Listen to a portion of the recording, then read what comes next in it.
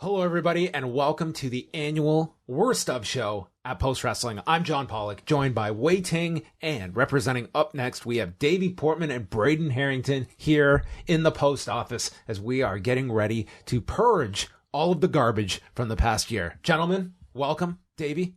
Hello, hello, hello. Yeah, you're supposed to go to me first. Well, I threw it up. Changing up. Hello. We're the worst.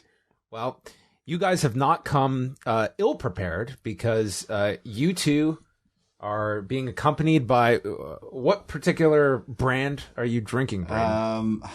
The bottle's turned. I can't see it. Way you got to turn the bottle, and it's Basil Hayden's Kentucky Bourbon Whiskey. That is what's going to get Braden and Davie through this show.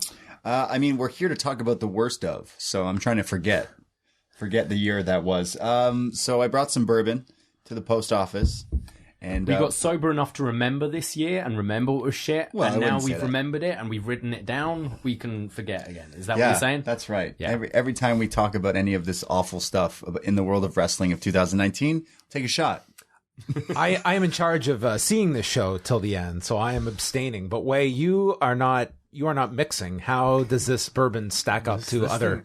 Well, this thing's delicious. So, I'm not much of a liquor drinker, period. So I don't have much of a basis of comparison except for your J.R. Ewing bourbon. Which is high quality. I mean, I would say this at least ranks up there, if not even a little better. Last year we came on this show, Davey. We brought a little bit of the bubbly, which we were ahead of the curve. We were. Because that wasn't a thing. I mean, it was a thing, but it wasn't a thing in wrestling. Reinvented sparkling wine. Yeah, that's right. Year. But you sprayed it all over the post office walls. So this year we thought, that's right. I remember. Didn't like the glasses break. We had like shitty plastic Dollarama glasses.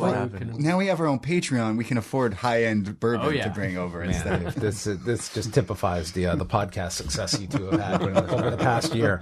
Well, last week we went through all the best of, and thanks to everybody for all your great feedback to the show. A lot of people enjoyed all the in-depth conversation that we had over the course of 2+ hours chatting the best of. We will see how much we get out of the worst of the past year. Davey, if you had to summarize 2019 in 5 words or less, what would you say this year as you think back? Great wrestling, but some shit. That's really good. Wai? Actually. Lots of television to watch. Braden? Don't remember much. Too lit.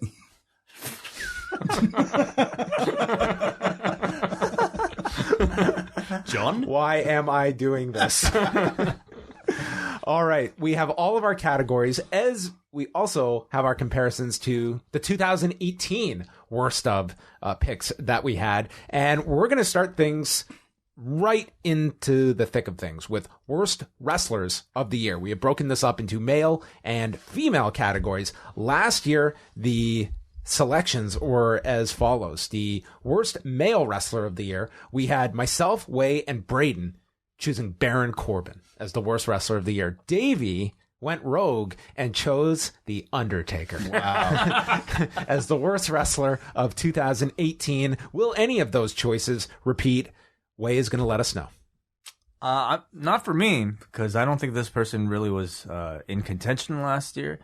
But I might go with a bit of a controversial pick for some, but I'm going with The FEUD.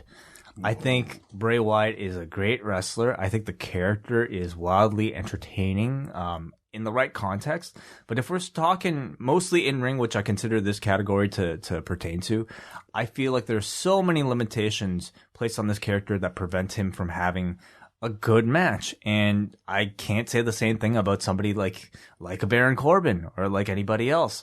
You know, I think it's far easier to get a good match out of Baron Corbin than The FEUD with the no selling and of course the red lights. So he is my pick for, unfortunately, worst wrestler of the year. Yeah, and this is a weird category because sometimes it is someone that is disappointing. Like, everyone's going to have a different definition of what their worst wrestler of the year is. Davey, how did you come to your answer? Yeah, I'm glad you said that, because most of my picks are disappointing. It's seeing the potential in maybe a certain match or a certain performer or whatever and being completely underwhelmed by it. And I would say, Wai, you're not being controversial at all, because my pick is also Bray Wyatt. We were all there at SummerSlam and we were all raving when we saw that entrance. And I think the actual character, the whole Mr. Rogers thing and the split personality has been fantastic and so well done. But the way they've booked the matches has created a wrestler where I can't be interested in any match. To have him kick out of 32 stomps and be electrocuted and still rise and win, I'm like, okay, I'm done. Who's going to beat you? No one can. Okay, Roman Reigns will after 42 spears, or I don't know. I'm checked out. I think you can to kick out of one, maybe two stomps. That would be cool, and then win the match. And then you can have the thing where the odds can eventually build up and you can get it off of him, the title, that is. But yeah, and then you've got the red lights as well, so you can't even see what's going on. It's a shame. It's a shame because I think Bray Wyatt is such a creative human being and has put so much time into this. And I don't know if any of you saw the text he sent the guy, I can't remember his name. Tom Savini? Mm-hmm. Yeah, who The Mask made the mask and was like, you have saved my career. And it's just a shame seeing that the WWE shit strikes again and just can't book. I mean, that said, though, they're completely behind this character and going full steam ahead with him, even with the criticisms of the presentation, which I think you can look at the positive. There's a lot of creativity that has gone into this, a lot of thought that has gone into this.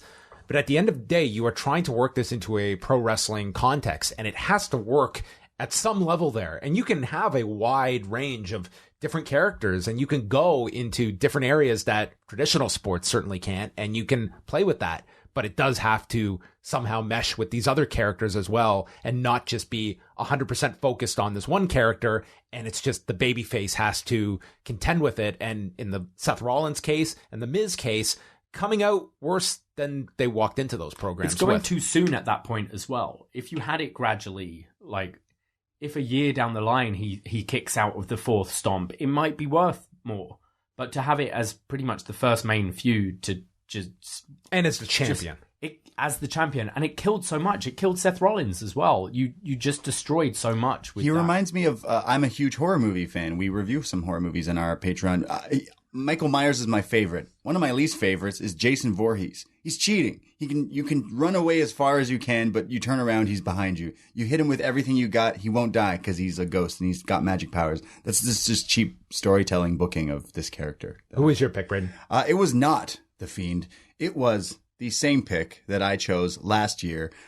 Baron Corbin is my worst wrestler of the year. But he improved so much. Right. According to someone, he improved. I didn't see any improvements whatsoever. He is my least favorite wrestler in probably the world of wrestling. Till the cows come home. Till the wrestling doors. More than Matt Taven. More than Matt fucking Taven. I chose Baron Corbin because there's so many things this year. I don't even remember what he did in 2018. But this year alone, you got the dog food, which should have taken the cake instantly. That's already... You've had the feud with Seth Rollins. The cake was 2 weeks ago. Yeah, true, yeah. You've had just terrible things. Him with Lacey Evans. Like, what the hell are they thinking? They're trying to make big matches, and that's the guy who's in the title program. Just terrible. He's the biggest turn-off. There should be an award here that is turn the channel, and this is Baron Corbin for me. I will refuse to watch a Baron Corbin match till WrestleMania. I went to WrestleMania this year. How do you ruin a Kurt Angle retirement match? You put that guy in that slot. So all of Davey's points about him, he's wrong. Being the only legitimate heel who Braden gets was a busy great deal putting of bullets in the chamber for this week. I was mad. No, I legit don't understand. I mean, hey, maybe people do like Baron Corbin. It's X-Pac heat to me. I don't understand. He's literally not doing anything. I don't find him funny. I don't find him clever on the internet. He's not. He goes after marks and I don't care about any of it. And that's what makes me think he's literally the worst. Because even there are bad guys in wrestling that go, oh, fuck, I hate you. I just don't want to see you at all. So Baron Corbin, get the fuck out. I went with more that was just, I think he's a very good character. I really enjoyed his opening on SmackDown a few weeks ago, the show that Wade did solo. But when this bell rings, this is the last guy I want to see wrestling in a major promotion, and that's Elias. I think that he has not progressed at all in terms of a performer. And I'm fine with this guy just being the host of SmackDown. If he wants to do backstage segments, that's where to use this guy. Do his songs, but the wrestling end of things does nothing for me. And that's the limitation of that character. It's just, it is a tune-out as soon as the bell rings. And that's been consistent from his NXT days, where he was not all that hot a character as Elias Sampson. And the call-up, he has certainly overachieved once he got the call-up. Because, again, I think he's a great character for the show. Absolutely belongs on the show, but not as a wrestler. Worst female wrestler. Last year, we all had different picks. Braden, you had disdain for Nia Jax, who I don't think you can pick this year because she's lucky. She was on the sidelines. I mean, she's not lucky. Injured. Yeah, well, but... Wai chose Brie Bella. Again, will not be repeating this year. I went with Lana, and Davey, you chose Tamina. So this year, Braden, why don't you start things off? This one's a tough one because it's. I just picked Baron Corbin, and Baron Corbin is on main television week to week, like, and he's a male. yeah. But like this guy's like been all over this year of wrestling. So my pick for worst female wrestler, I feel like isn't really fair because she has not been in the same spotlight as Baron Corbin. But that being said, enough time has progressed in this year, and there's a reason that you weren't put in a specific match. My one worst wrestler female of the year is Jessamyn Duke from the Horsewomen. Anything she does is just not good. I don't understand how you've been there. You refuse to even spell her name correctly in the description every week. Is it Jessamyn? Jessamyn Duke. I just really inside. I don't understand. Your biggest opponents this year were Jessamyn and Tommaso. Tommaso, I still can't. As spell. People who have to spell check you sometimes. Yeah, I don't know how to spell that guy's name. I can't even pronounce that guy's name. I can't pronounce either. Anyways, Jessamyn Duke, like she was a cage fighter. And yet you weren't put in the War Games when your leader is your girl, Shayna, who's also a cage fighter. It just shows that they didn't trust her to be in that match. Why Jessamyn and not Marina Shafir? Yeah, I see a little bit more in Marina Shafir. I feel like there's just something there that isn't what I see in Duke. Like, NXT is supposed to be developmental, but it's been on USA now. It's not developmental anymore. She should be in Evolve if that's the case. This is not the case. The stuff, her facial reactions, her just selling moves on TV is just not like she just doesn't understand it. I'm not trying to like literally make fun of the person. It's not for her. You can just tell it's literally not. If Shayna were to get called up, they should bring the Horsewomen on, but I just don't think how long will that last because she just doesn't whenever I've had to watch her, she almost doesn't technically count because how many matches have she had this year? But that's why I didn't go. Yeah, exactly. Direction. I feel bad going there, but I am someone who watches NXT every single week, and she is someone that stood out hands down. So that's why I chose her. Well, that's also a bit of an issue where you come up like Shayna going to Raw, or probably Raw, maybe SmackDown, whatever it is. Do you bring those two up? Because that certainly enhances the act and makes Shayna look that more important. But those two women don't need to be anywhere near Raw or SmackDown at the moment. She doesn't need the horses. And I would imagine Shayna, I mean, through the Survivor Series, it was really Shayna pushed on her own. So that would be where you would think things would go. I went with Billie Kay because I think that even someone that did have a lot of experience before coming to WWE is someone that, I mean, you just see the limitations and the distance between some of the female performers. And I think that Billie Kay and Peyton Royce were put in a pretty prominent position earlier in the year with the tag titles. But to me, it was Billie Kay that kind of stood out to me more than Peyton Royce. And they're, again, similar to Elias. I think these are great characters. There's a place for them, but the in-ring quality is high now that you can't just get by being below average. And that's where I kind of felt she was this year. Wai.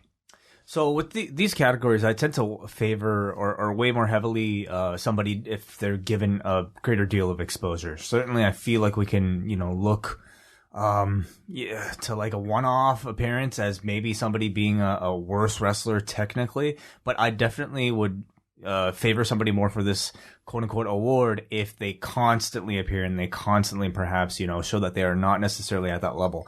And to that line of thinking, I went with Lacey Evans as my worst wrestler female of 2019. Again, I think though with the caveat that especially towards the latter half of this year, she's shown great improvement, in particular after her feud with Natalya, onto, you know, what she seems to be cooking up right now as a babyface, which I definitely have higher hopes for, and I think she will make great strides continually in 2020. But in 2019, I really just felt it was too much for her a little bit too soon, being exposed on such a big stage with the hottest female act in the business in Becky Lynch, multiple main, quote unquote main events, at least title matches in the division, just really not doing a whole lot for me. I find the character to be interesting, but unfortunately a little too one-dimensional, a little too flat without that much evolution, over the course of her exposure on TV. So 2019, the person who, I think perhaps disappointed me or aggravated me the most, was Lacey Evans. Mama Bear's coming for you. Yeah. Davey. Guys, shh, you're all wrong. Oh. Yeah, that's fine too. Leva Bates, the librarian. She had a bit of a fun run in NXT as Blue Pants many years ago. Long time ago. And she was brought into NXT as someone who was working outside as a wrestler. We're talking six, maybe even 7 years later. Why are you so shit? I think she's lucky having a job in AEW, and I think it's from having a bit of a name out there from her little NXT run and from like cosplay and stuff like that. She is terrible. If she's regressed, if anything, her matches are sloppy. The gimmick sucks, but at least when I've seen Peter Avalon in a match, it's like, okay, you've got something. You're okay. Her matches have been dreadful and some of the worst parts of AEW, in my opinion. You just don't read books. You just don't like books. You don't like libraries. Yeah, we learned that last week. No wonder. Yeah, that's why. On to worst tag team. Last year, myself, Davey, and Braden all chose the B team, while Wai went with the gone and forgotten Titus Worldwide. Yes. Oh, wow. Remember them? Of course. Yeah. Wow. It was, remember that guy Apollo Crews? Who? Yes. Apollo? This year, worst tag team. Let us start off. Let's go to Davey. Well, I am going to go to the Horsewomen. Oh! Jessamine Duke and Marina Shafir. As Braden said, we had a War Games just a month or so ago, and Shayna Baszler was team captain, and instead of picking her two best friends, her tag team friends, who are legit cage fighters, she picked two women that she's feuded with for the last year. I feel... You said John, you feel they complete the act. I feel Shayna looks weaker when she is with them. Shayna looks way more dominating when she's out there on her own. I don't think she needs them at all. They haven't improved a bit. Whenever they're behind Shayna and they're just like gawking and doing these stupid facial expressions. And they have had tag matches this year, so that's why I'm including them. Counts. And I think most of the tag teams are actually pretty decent that are out there right now. I think they're terrible. My choice was the Iconics, Peyton Royce and Billie Kay. And again, they were put in a really prominent spot. They were the successors to Bayley and Sasha Banks, who established those tag titles. I thought you did a really good job establishing those tag titles immediately, because you had them put over the emphasis of what it meant to be the first champions. And then they decided to put the titles on the Iconics at WrestleMania, almost like, here's the team you would least expect to be champions, so buckle up, here we go. And to me, it just totally killed these tag titles. They meant nothing.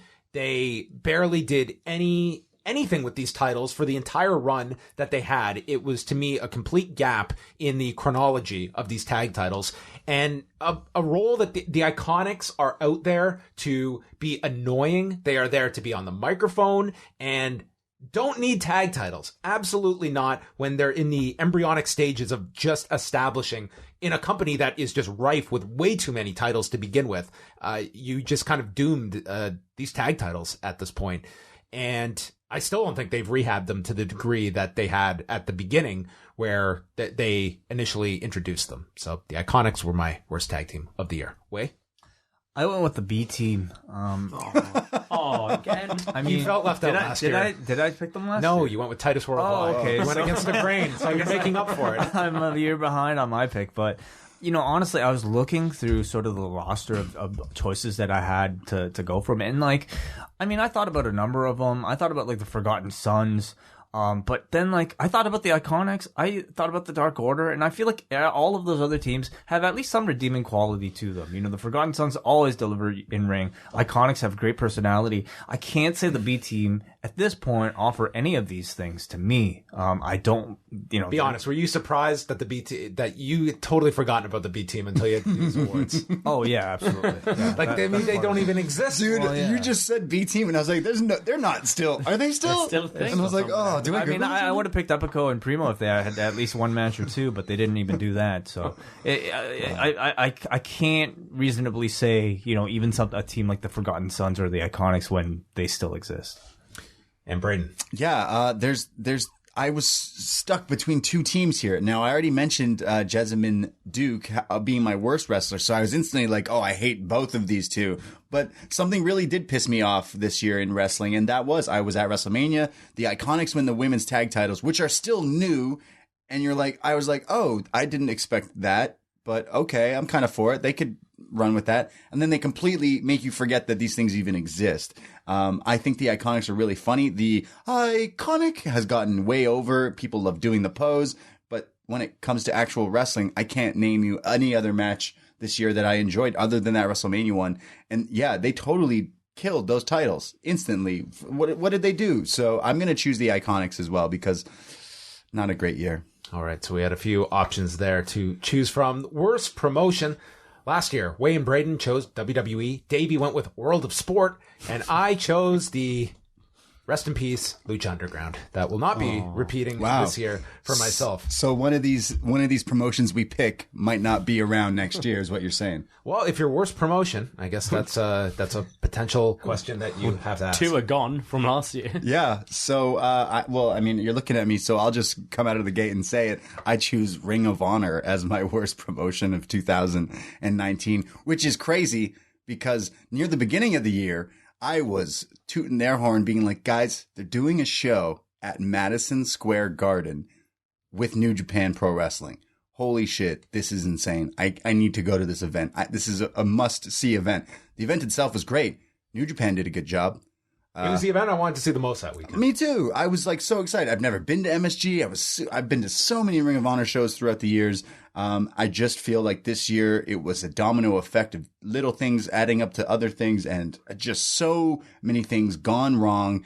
You saw the writing on the wall, and so many, like, how could people be so stupid? And some of the things that have happened, I just think there might not be saving this company within a year. So Ring of Honor, we've had some good moments and memories, but you might be signing off. No, this was a critical year for Ring of Honor. That, it's interesting when you go back and you replay how All In came about, that Ring of Honor very well could have told them, no, you're not doing this show. And we have a piece of paper with your signature on it that forbids you from doing this outside show. So instead, they let those guys do that show. They assisted them in running it. And I'm sure their hope was, we do them this solid. Maybe there's a chance we keep them. Maybe they would leave regardless. But the ripple effect of that, losing those talents, and then how you would rebound, because you have this Madison Square Garden show. And that's really where, like, you take that Madison Square Garden show out this year. They averaged 707 people this year, if you take out the MSG show. So it was a dramatic, MSG kind of just deviates from the larger fall that ROH had this year. They were also, I think, just victims, and this may have happened regardless, that with so much wrestling content out there, it's going to be the next tier that I think will be a big story next year, is the impact that AEW and WWE is going to have on all the other companies. And Ring of Honor was probably going to feel that regardless, because they're not going to be the number one priority for fans. Couple that with, questionable creative decisions, who you went with this year, the bad publicity they got from the fan incident with Bully Ray to all of the stuff with Joey Mercury and Kelly Klein. It was just a terrible year for Ring of Honor. So I think you have to look at where they were January 1st versus December 31st. And it was, to me, three to four steps back in terms of where they were a year ago. Way.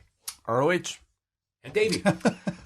ROH. And, like, look at that MSG show. Right. What were your favourite bits? Yeah. Was it ROH? Matt Taven. Apart from Jay Lethal throwing a ladder at a fan, like, I can't tell you... I can't tell you anything ROH Enzo did. and Cass, what are you talking about? Enzo and Cass. Yeah, Yeah, exactly. ROH, easy. That show was crazy. I was so looking forward to that. And then I walked out being I was like, wow, that was so much fun. And then we got to a bar where the guy who got hit by the ladder was at the bar. And we were all hanging out there. And then everyone's like, yeah, this was really good. That not so much. And I was like, yeah, I didn't like that. I didn't like that either. Huh, yeah, Marty didn't really climb and do anything in that ladder match. Must be scared of heights. Matt Taven did win. Why did Matt Taven win? Why did this happen?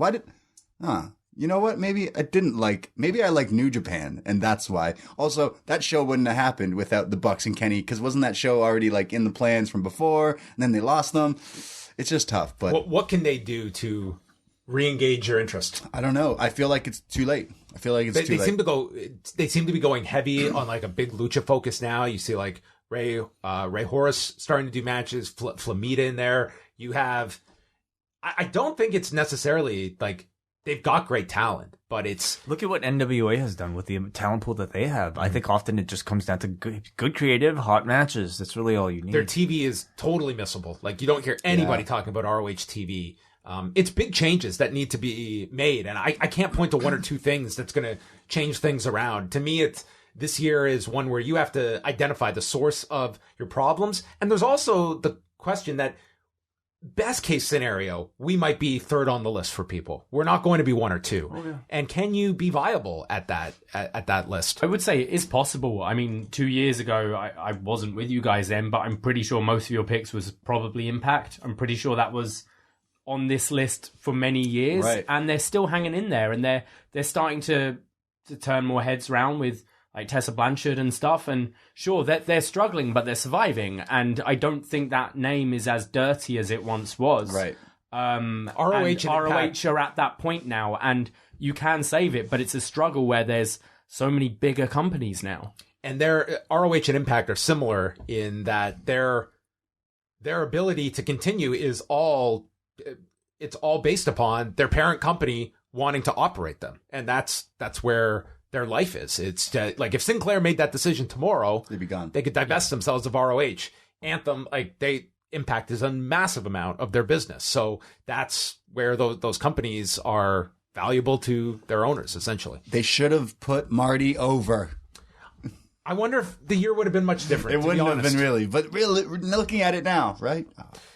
We go on to worst feud of 2019. Last year, it was myself and Braden selecting Daniel Bryan versus Big Cass, while Davey and Wai chose Bayley versus Sasha Banks. Oh, yeah. Remember those classics? Oh. Yeah. Daniel Bryan is back after this career-threatening injury. Big Cass. That's the huge. guy. And then he ended up at MSG. Wai, your worst feud. My worst feud this year was Bobby Lashley and Lana versus Rusev. And I have to admit, at the end of 2019, I would say this feud wasn't completely without any sort of benefit. I think it's actually helped Rusev become a viable babyface, and I think it's given Lana some airtime. I do believe the people involved here are talented, but just the subject matter, and I think the constant weeks of television talking to me like I was just the lowest common denominator viewer of television, and I'm so disappointed that this has worked, because I wanted to trash this thing 100% completely, and I really can't, because I think there are redeeming qualities. But for my value, the most enduring feud that I've had to sit through the most of, that has also aggravated me the most, was this one. Davey. I went for Lacey Evans and Baron Corbin versus Becky and Seth Rollins. Becky was the hottest thing in wrestling last year and the beginning of this year. She won at WrestleMania in the first ever women's main event. And Seth Rollins has had a bit of a shaky road. He was super hot in the Shield. His first heel title run was polarizing. Some people loved it. Other people were like, meh. And it took him a long time to rebuild. And he finally, I felt, got that. He started getting some steam going into WrestleMania. And then it came out that him and Becky are in love. And Are they dating? they're dating. Did you know? Is Britt Baker a dentist? Yeah. And this just made Seth look so lame. I think this was the origin of Seth's not cool. Just him next to Becky, where Becky is just so quick with her smart comments. I feel like the Twitter stuff started around then, where Becky would say something clever and he'd say something fucking lame. You had Baron Corbin at this point, who's still in his TGI Fridays waiter outfit. Lacey Evans is from the 20s. I don't know why, or whenever it's from. She works at the other restaurant. Yeah, it made everyone look bad. No one came out of this feud looking good. Lacey Evans, there's some really, like, we watch her on NXT, and you see things where you go, oh, that's good, and that's good, but she's not ready. She's not ready for that push yet. And it was a shame, because I think it damaged her, and I think if she stayed in NXT for a bit longer and tweaked the character a bit more and had more reps in the ring, she could be pretty good.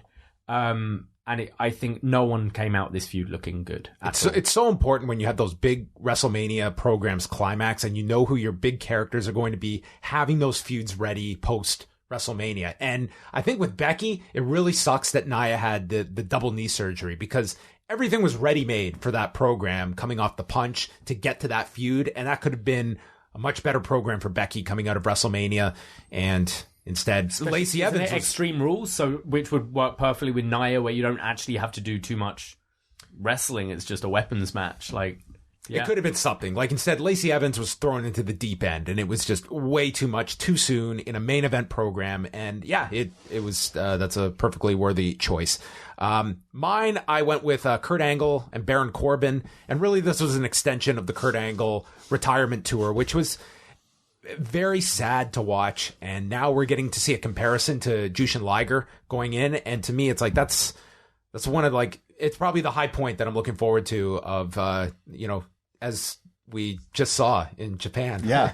It was incredible. I can't believe that happened. I can't believe you guys got to see that. Yes, in foresight and hindsight. I don't pin this all on Baron Corbin, because, the Kurt Angle match, like, the guy he was done. He was completely done. And you saw in these TV matches, and then you go into just such a lackluster final match for a guy that was, a major part of WWE from 99 to 2006. And instead, he just went out with a whimper. I think many people would have to really guess to even remember his retirement as anything special. And if you're comparing it to retirements of the past, not to say many stick, but if you're looking at anything near the Ric Flair level, this was the complete extreme opposite, and was just a forgettable end to Kurt Angle's WWE career. But I will also say, I hope that was his last match as well, that he doesn't stage some comeback at some point down the road. Braden. Yeah, my worst feud of the year. Am I allowed to say Baron Corbin versus anyone he's feuded with this year? No, you have to be specific. Because I really hated him with Seth. Because you did that last year, by the way, for one of your picks. It was just Nia Jax versus anyone. Well, I feel like it's a solid choice. Like, It's an literally extension of worst wrestling. Yeah, I don't like any of the feuds. I really hated the Kurt Angle thing. Like, what just terrible. I guess that's fuck, who did he feud with? He feuded with Seth. He feuded with Roman. That was all three bad. I'm just gonna. You said the one with Angle. That one just made me sad. Like, I love Kurt Angle. I grew up watching him, and then this is what I got. I'm at WrestleMania. Yeah, sure. Baron Corbin, Kurt Angle. The feud was sad. It just made me feel sad. Thinking about it now, not even laughable. I'm sad. Why was it Baron Corbin? You had John Cena in his old gear show up to that WrestleMania. Why wasn't it him? Stupid. We move on to our worst matches of the year. We'll start off with worst men's match. Last year, Davey and Braden chose a match that they attended live. It was AJ Styles versus Shinsuke Nakamura. Oh, no, I wasn't at that one. You were at that match. Oh, did you not go? No. Well, I also attended that show, but my pick was Roman Reigns and Brock Lesnar from that same show. Whoa. What a WrestleMania. Nice. And Wai, you went with Triple H versus The Undertaker from the Super Showdown in Australia. Mm-hmm. So the Super Showdown returned this year, but in a different country. Different country. Yeah, repurposing With the main event. Only so many names for shows. They you can lost use. some hyphens as well. Yes, it's show dash down. Yeah. And a main event that might make its return in this category. All right, so worst men's match of the year. I will start this one off, and some honorable mentions first. Another one I attended live. Frank Mir and Dan Severn at Josh Barnett's Bloodsport. Whoa. Terrible. That's good. Okay. Seth Rollins and The Fiend, I think, is going to get a lot of love here, which is why I had to go with the gauntlet match from Raw on December the 16th. Good. That Andrade got a phantom victory in after DDTing a man onto the cement and leaving through the crowd, which means in 2019, you're the winner and you're getting a title shot at the MSG house show. I truly believe it was only deemed a victory because of the fan outcry. If people didn't complain, they wouldn't have announced. Would that not be a DQ? It's supposed to be. So Umberto should have been the one to win. Don't try to think. So believe me, Rollins and The Fiend was like my lock to be worst match of the year. But man, I was so pissed that night that 50-minute match ended that way. And they wonder why there's people like Braden that don't tune into the show ever, and don't watch the show anymore. And I've got to hear excuses. TV's fragmented now. It's also a big The best stat I heard this week was Dave Meltzer comparing. So Raw on December 23rd, okay? It did a lower number than New Year's Eve last year. December 23rd is not an important day. It's like, you're not talking like Christmas Eve. The last time they were on December 23rd, they did 3.8 million viewers. So that's the gap of 6 years. The NFL game did like the exact same 6 years apart. And this is a company that got their TV rights in a large part because they are viewed by these broadcasters as they are original sports programming that people are going to watch live. And that tells you the audience that they have whittled away that the NFL has not. So not to say they're the exact same thing, but in a nutshell, the gauntlet match is the reason why these numbers are collapsing. Shit like this. Wow. Braid. He's mad. You chose Davey. No, I didn't choose. Oh, then you go. Worst match of the year? Is it Baron Corbin versus everyone? It's Baron Corbin. This one was hard because there's two big ones that stand out, but then you're like, you mentioned one of them, so I'm just going to stray away from it. But I mean, shout out to a Hell in a Cell ending in a DQ because like that's instantly the worst of the year. No, it wasn't a DQ, right? It was a referee stoppage. Oh, right. Yeah, sorry. the WWE.com clarification that they're getting like masters of just explaining booking on the website. But I mentioned earlier, like it's sometimes it's not even just like, is this the worst ever? But like you're going into this with hopes of seeing something. And I went into a dream match this year with certain hopes, as did many wrestling fans, when I watched The Undertaker versus Goldberg, first time ever in Saudi Mania, and Super Showdown. This was I don't even want to say this is the worst match ever because we put this on sometimes. You want people to leave your party? Throw this match on. This will get it going. Goldberg and Undertaker. I felt like I was watching Jessamine Duke and Marina Shafir have a match in Saudi Mania. This was just so weird to me. I'm Saudi Mania is a great name, by the way. Blood Money in the Bank. Yeah. So it was just weird because these are two of the biggest stars in wrestling history, and they're finally fighting. Now, of course, we all going, this is not going to be very long. We're going to see a spear, a tombstone, whatever. We saw that, and then it just continued. And I mentioned of watching something that just made me feel sad. This one made me cringe. It's like when you're on the highway and you saw a car crash next to you and there's dead bodies on the side of the road, but you're like, you shouldn't look, but like, damn it, I'm looking. And oh boy, that's not very good. I mean, the guy smashed his head open in a post. Yeah, so. Exactly. Yeah, just not good. I know a lot of people hate this match. Maybe they'll do a rematch down the line. I don't think they should, but this is going to go down in the history of like, this was a dud in the world of wrestling. Let's just all agree that like this match sucked. So that's why I choose it. Wait. Well, John, if you thought an hour gauntlet match without a finish was going to make you mad, try sitting through a 60-man battle royal with the likes of Michael Blaze, Caveman Ugg, and Sexy Eddie that ends in a no contest. I thought of this one. Because my worst match of the year was the greatest clusterfuck from GCW's Joey Janela Spring Break 3 Part 2. And I don't know how many people would have sat through this thing, and bless you. Dude, try watching that thing at a Tim Hortons. Which I did. Well, that's right. You had to cover this one. And, I have to say also that I think an accolade like this might be exactly what Joey Janela was going for when booking a show or booking a match like the Clusterfuck, because every year the Clusterfuck, I can only best describe it as perhaps a live trolling experience. You know, the feeling of just a never ending thing of just the most ridiculous entrance. A match, forget about even enjoying match quality. Like, I think it's already tough enough to enjoy a Royal Rumble or a Battle Royal in terms of in-ring. This was all that and worse. Impossible to focus on any of it because of the lack of coordination involved. Eliminations were coming and going because nobody was really paying attention to anything. Cameramen were missing everything. Just sloppiness all around. It really gave you the impression that they just had a bunch of people backstage and said, all right, go out there and just leave after this guy or whatever, whenever you want. Leave whenever you want. Because it really didn't matter, because the finish came when a bunch of female stars came into the ring. Oh my God. Attempted to tear up this canvas to their best of their abilities, I suppose, as a signal went off the air. And this was the planned finish. They did not run out of airtime or anything. The fact that it was the planned finish makes this absolutely worse, because it was completely flat. And to do this to somebody who sat through 60 participants in this clusterfuck, congratulations. I think a very hard-earned, well-deserved worst match of the year award. They win. Davey?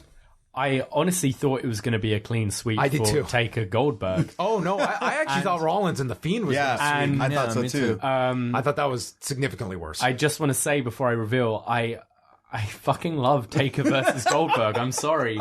Like, PCO has this huge resurgence, and for me it's like, that match is a PCO match. You're watching it going, these guys shouldn't be doing this, but they're doing it anyway. And I applaud them for how ambitious they were. We all thought it was going to be a 2-minute match. It wasn't that. Felt like 20. But I am going to pick something from the Super Showdown.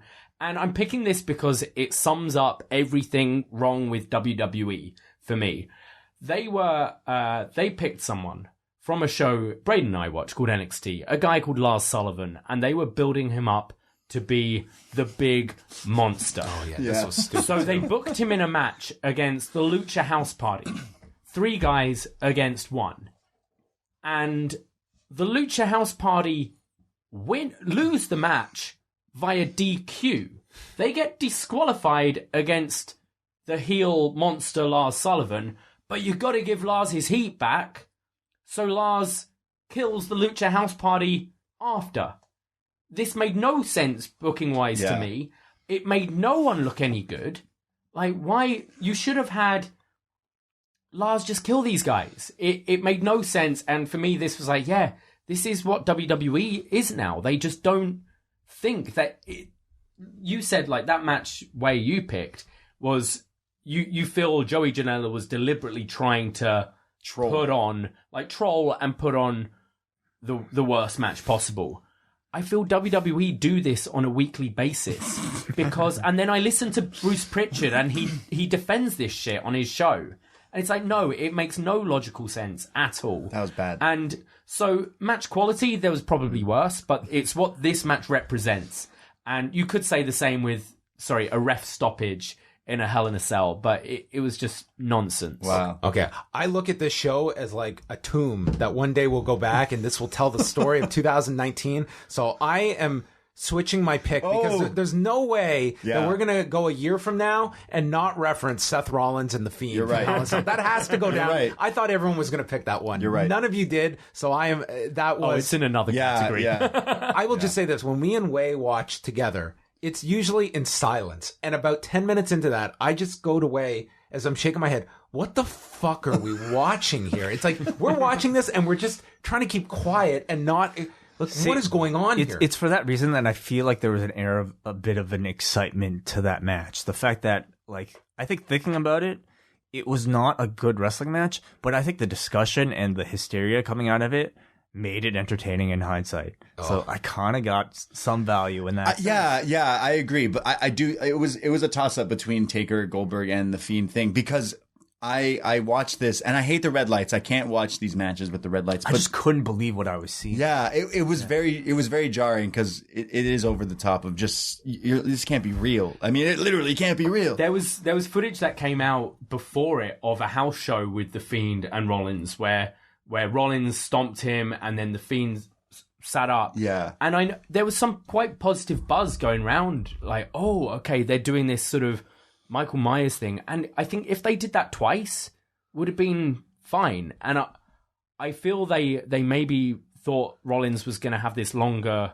reign, and then just with the way that match was, that killed the babyface. They went, oh, yeah. we've got to put the title on him because we've completely killed this whole thing, and if we don't put the title on him in the next one, we've lost the Fiend as well. It made no sense. I hated the next one too. I hated that whole feud. Honestly, that was too bad. That you're right. It belongs in a tomb of worst match of the year. And it has to be. I'm happy that you chose it. Worst women's match of the year. Last year, we all had different picks. I chose the Bella Twins and Natalya against the Riot Squad. That was the match on Raw where Liv Morgan got injured. Wade chose Carmella versus Charlotte Flair from Backlash. Davey, you went with Carmella versus Asuka from Money in the Bank. Braden chose Nia Jax. All of them. All of them. Can you choose that for best match too? Like Will Ospreay and all of them? Yeah, you could. You totally could be like, yo, what was the best match this year? Will Ospreay versus blank. Davey, you start us off. What was the worst women's match you saw this year? I'm going to do like most disappointing this time. There were some pretty shitty women's matches. And I don't want to say something like Xia Li versus Aaliyah because I watched back this week, which wasn't a good match, but also Xia Li's been doing this like a year, and there's some really cool stuff she does, I think, and I feel bad saying that. So I think it was it Asuka against, what was the one against Mandy Rose where they did the whole bullshit with the ring apron, like Sonya Deville tripped Mandy Rose by accident. That was shit. But my pick is the triple threat from Survivor Series. Shayna Baszler versus Bayley versus Charlotte. Versus Becky. Versus Becky. Versus Becky. It should have had Charlotte because it would have been a better match. I thought Survivor Series was a fantastic show, to be honest. One of the best WWE shows of the whole year, of the main roster. This was the main event. This was what they put out. I thought it was so boring. So boring. It was sloppy. I don't think anyone looked good. It was supposed to be the shining moment for Shayna that by the end of it, you can't wait to see Becky and Shayna. And instead, I think all the air was let out of that balloon. Yeah. And they didn't even let Shayna stand tall at the end because Becky had to get her thing back after the match. It was just really disappointing. And that's why it's my worst match of the year for the women. Let's go to Braden. Yeah, I mean, I actually kind of want to pick that match. There was one other match that I was a toss-up between Xia Li versus Aaliyah, which I actually went back to watch. I had to know, was it the worst match? But you're right. Like, these two are just in NXT. Whereas I was truly disappointed with two big matches this year. One of them being Mia Yim versus Shayna Baszler at TakeOver Toronto. We were praising last week on the best of the other women's match from that show, which some say is their women's match of the year. Where on the same show for the women's title, you had Mia Yim and Shayna, and I thought it was one of the worst matches I've ever seen live in person. But I think I'm going to choose the Becky versus Bayley versus Baszler as well, because from start to finish, I was so excited to see this match. It was the main event. Everyone was pretty pumped for this whole show, and I just felt robbed of. I feel like I still haven't seen it. Like, what happened in that match? Nothing. Nothing happened in that match. We were about 10 minutes through it, and we turned to each other and went, "Is it started? Are you bored? Yeah. Are you bored? This bored. Sucks." And I used to be a huge Bayley fan, and I love Becky. Baszler is just not hitting it for me, and I just felt like you want to say you chose it because you were disappointed, and that is why I chose this too. It was just let down. I always defer to anything that gets the response from myself as this is one of the stupidest things I've ever seen in my goddamn life. And that happened on the night of April 29th on Raw when Alexa Bliss took on Naomi, and Alexa Bliss had to overcome a wardrobe malfunction that was her shoelaces constantly coming untied as she had to struggle through the match. I don't know how this idea even gets onto a piece of paper, much less approved and onto goddamn television in front of 2.5 million people, or where the hell this was going. What a stupid idea. What a stupid match. Easily my worst match of the year. Put that in the tune there. Way. I feel like it's pretty evident, like, who has to review Raw and who doesn't, because I think there's really no shortage of bad women's wrestling matches to pick from for this category. I also went to WWE Raw, but from July 15th, 2019, in the Nassau Coliseum, Natalya, Naomi, Carmella, Alexa Bliss in an elimination match. Oh, yeah. Oh, God, this thing. Cage match. This was like 30 minutes? Well, Cage match listed this as 17:45. I could have sworn it was longer. It certainly felt like it was an hour long. This was also during the god-awful commercial break reset era, so you had just every excuse possible to take a break in between. I would say overall, the main complaint coming out of this match was that it was unnecessarily long with a lot of rest holds. Second fall of which I remember like being really, really long, and it's the worst. 23 minutes and 28 seconds. Thank you. And it's the worst when Those are from my notes. Oh, thank you, John. Awesome. Like it's the worst when the second fall is long and the match is bad because you know there are 2 falls left after that. So there were "This is awful" chants. There were "We want Sasha" chants. "Let's go Cena." Cena sucks chants for some reason. It became a bit of a story after Alexa Bliss, after the match, tweeted out "just disrespectful," like the words "just disrespectful." Yeah. But I thought it was especially, notable that the backlash against the tweet from these usually very protective fans, these fans largely felt that this criticism was justified because the match itself was that bad. When that's fair game. That's when a match fair game. Is that bad, I definitely think I'm grateful that you have audiences like the ones, the people at Nassau who voiced their displeasure that I was feeling at home. Yeah, that was. I remember that being. I wrote that one down. That's for the notes there. We covered everybody, correct? I sometimes have to double check on all of this. Okay, let us continue on now, and we're going to go on to worst promo. Last year, our worst promo included Wai choosing Kurt Angle, Davey Nia Jax. I chose Bobby Lashley, and Braden chose Baron Corbin. So a wide spectrum of WWE scripted interviews were last year. And this year, why don't you start us off, Wai? I'm going to go with Dana Brooke. She very much like Lacey Evans. I feel like towards the end of the year, she's definitely making a bit of a resurgence, a bit of a comeback. I don't know if we've heard that much from her in the promo department yet. We've largely lately just seen her in ring, but this is more criticism for maybe some of her earlier work this year when she has appeared. I would say, in particular, there's one very impassionate speech she gave to Ronda Rousey as she was interrupting Ronda. That was just, I thought, way too over the top for even for professional wrestling. Just about her being neglected. The content is fine. I just thought it was a little bit too much, and I definitely feel bad picking anybody for this, but I had to pick somebody. Sorry, Dana. How dare you? Wai doesn't have to think for 5 seconds of who my pick is. Ricochet. Oh, that's a good one. The man might defy gravity. He does not defy words on a page coming through the screen. If superheroes are real, I want to see one that can cut a promo way better than this dude, because listen, in the WWE system, we understand the limitations that some are going to have. You have to be able to inject something. No one is scripting your tone. No one is scripting your ability to enunciate, to get the most out of the least. And this guy is down to like a sentence that they'll give him. So it's tough. And superhero has to be apparently every third phrase that he is uttering. But I think it's a major reason why he has kind of been stalled to me. He's, in a sense, he's not like Cedric Alexander, but he's below Humberto Carrillo now, to me, in terms of importance on Raw. He's in a comfortable spot, but this is a guy who should be killing it. Mm-hmm. And when you look at his call-up from NXT, has he really, has he stood out in 2019?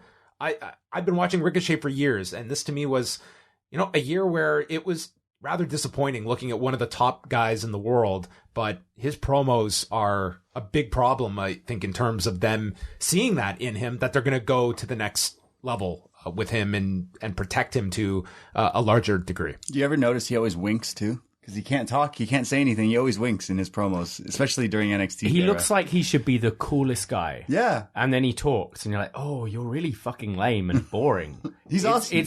It's bizarre. I feel like if he sorts that out, he'll be WWE champion, no problem. But like, yeah, that's holding him back. But he, like, his favorite wrestler is The Rock. I've heard him like talk with Jericho and be like, yeah, I model myself on The Rock. And where's that charisma? It's a different system, and you're talking about a very high bar that you're setting for yourself. You know, I like, we went back to rewatch an old WWE show where Neville was like very much playing a similar character, wearing a cape and everything, and just look at the transformation he's made.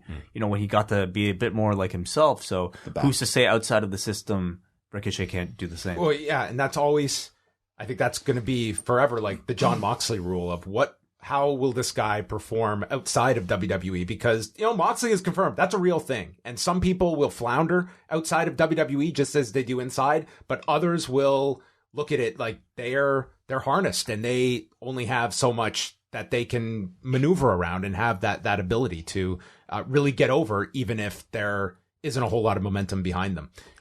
Yeah, I think it's me that's left for worst on the mic. I'm going to pick someone, again,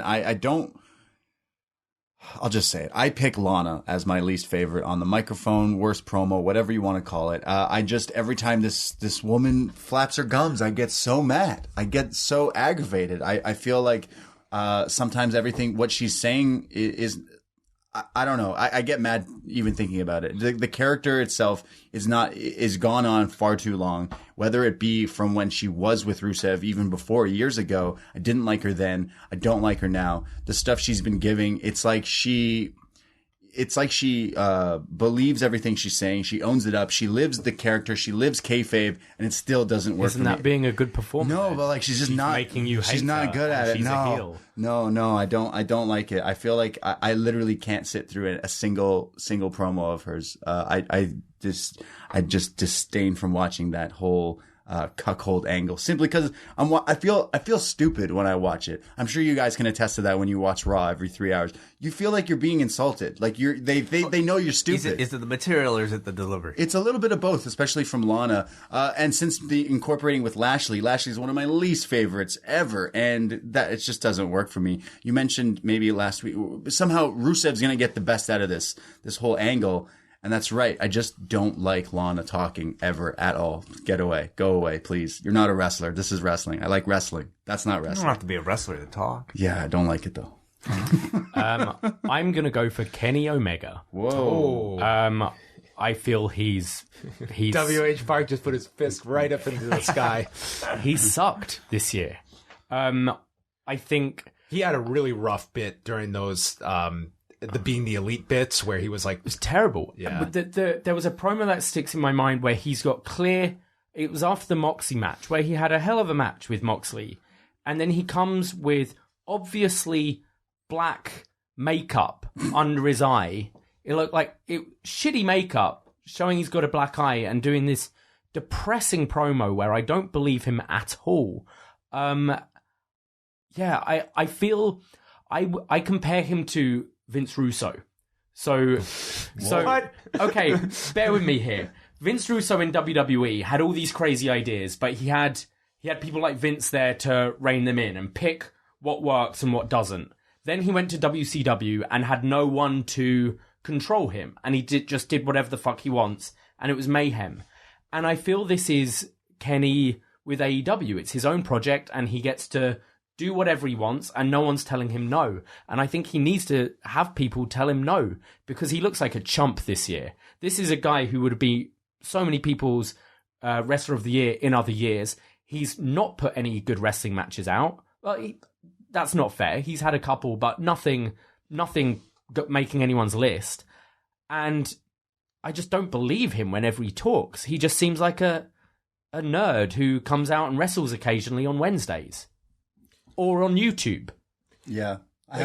When AEW started, like you had Chris Jericho and Kenny Omega, and those were your two biggest stars, in my opinion. And yeah, Kenny Omega has certainly, you can't say back burner, he's been featured, but not to the degree you would expect. And I think it's something that you have to look at the Elite and how they've positioned themselves thus far going into this. Cody, I think, is solid. Cody is very strong, but I think with Omega and the Bucks, that it's certainly, I'm very curious of how they kind of take some of this criticism, and do these guys get to be a bit more selfish? Because they've gone very far in one direction and they're trying to get over other guys. That's commendable. But at the end of the day, that is the nucleus of your company that you have to keep in a protected Like Cody position. could lose every match, but his promos are good. Like I'm invested in everything he says. Anything when Kenny's not in the ring, I just like, what are you doing? I can't even think of any promos that he cut this year. I'll tell you the biggest value of Kenny Omega was seeing him do that press tour up here in Canada when the doc came out,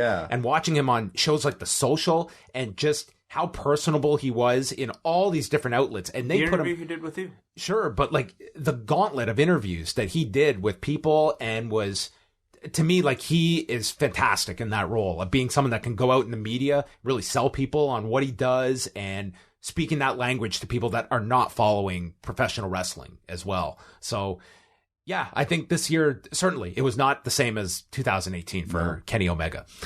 Worst broadcaster. Last year we had Wai, Braden, and myself choosing Jonathan Coachman. Davey, you chose Shadia Bezezo. Oh yeah, she was awful. I don't even know who that is. She did one show and then She's no longer with the company now. Wow. yeah, she was bad. She was just doing some backstage stuff for NXT for a very, very brief period. Yeah. Wai, why don't you start things off? Where's broadcaster? So much like how last week I chose a team for my pick, because it's just how I personally think about this category. I'm going to pick a team here as well. I went with the Raw team of Corey Graves, Michael Cole, and Renee Young. The three of them together, for some reason, just created just a cocktail of disaster every Monday night for 3 hours. And I think that was very apparent the moment that you simply took one of those elements out of the team. And I'm not placing single blame on any particular person on that on that team, but for some reason, it was just Renee and Graves constantly yelling at each other throughout much of the 3 hours. I'm sure, again, under the coaching and advisement of whoever was perhaps, in charge of the team, but it just did not make for a great combination to sit through and guide me throughout the 3 hours of exhilarating professional wrestling that existed on Raw. So they were my worst team. Yeah, I really do believe that when you look at the commentators, especially on Raw, and I can't imagine doing this job. I can't imagine the abuse that some of these announcers take in their ears. But yeah, Cole, Renee, and Graves were my choice as well, because I think it's all relative. It's all, I can't isolate one over the other. I think Renee is in a much better position now as hosting backstage. She is a tremendous talent. I don't think, first of all, if they were serious about her growing to become a commentator, Raw is not the place to do it. It's the same concern I have with Vic Joseph, who I'm a big fan of Vic Joseph, but Raw is a very tough place to move to when you've been doing 205 Live and non, main roster programming for the company. And, I think he's doing a fine job, but that's a pressure cooker to be on Raw. Davey. It's a toss up between the two gyms for me. And both have said, what Jim Cornette said was way worse, but I think his actual commentary is better. Jim Ross, I think he's completely unnecessary now.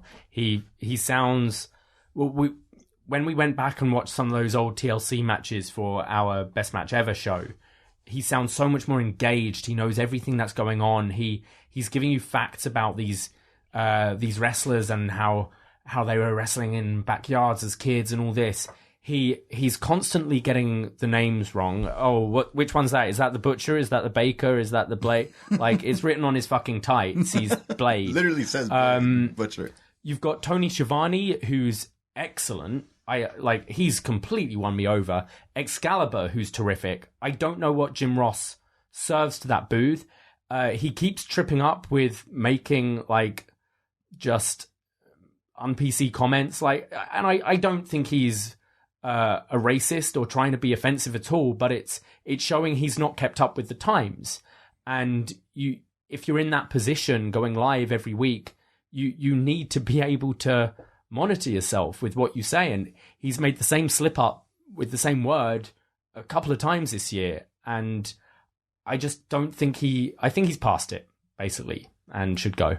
Braden, did you have a different pick? Yeah, I mean, John and Wai, you both picked the team of Raw. And I remember Renee and Corey Graves for some reason. That's what's in my brain of like whenever I tuned in somehow, some way, they were arguing or not talking about the match, but getting jabs in and making mentions of Renee's husband. And I don't know, just stuff like that. But I'm going to solo it out just because I know people will have my back here. And because, you know, just because you're an announcer or commentator doesn't mean you can be a dick on Twitter. So I'm choosing worst commentator, Corey Graves, because no matter where you work with your work friends or your work coworkers, you shouldn't out people the way he did. So yeah, Corey Graves. Come on, man. Do better. All right, we move on to worst television show this year. And last year, we had choices of Raw for all four of us. So we will see if Raw repeats this year. I'm going to start this one off. I went with NXT UK. I think this is a show that it's irrelevant. I think it's off people's radar. And I think that it's something that now that we're 3 years into this experiment of NXT UK, it's the time to really look at and say, what progress have we made, pardon the pun, with this show? It's, to me, certainly affected the British wrestling scene. And, you know, it's great. Certain guys have gotten signed. They are pretty much attached to these contracts. There doesn't seem to be any plan beyond we're going to do the tapings. And that's it. These guys are doing these tapings. It's a fraction of your audience is paying attention to the show. There's no buzz regarding it. The Tyler Bates and Trent Sevens may as well be on the side of a milk carton. And this is at a time when talent is thriving across the industry. And a guy like a Tyler Bate should be on last week's show, not being discussed in connection to this show this week on the Worst Of show. It's great. They do takeovers. They do 2 a year, and they're not on TV. They're not touring. So what is the grand plan here? To me, it's been way more negative than any positive. And I don't think it's a particularly interesting show that has turned off a lot of people. And the audiences that should be clamoring for this is this underground. It's got, to me, none of the underground appeal that NXT's certainly gotten away from that where it once was, but it's still got that factor. Like, this is a hot program. Show. It was some of our show of the year. NXT UK isn't in that conversation anymore. And I think people are searching for the wrestling elsewhere in the UK scene.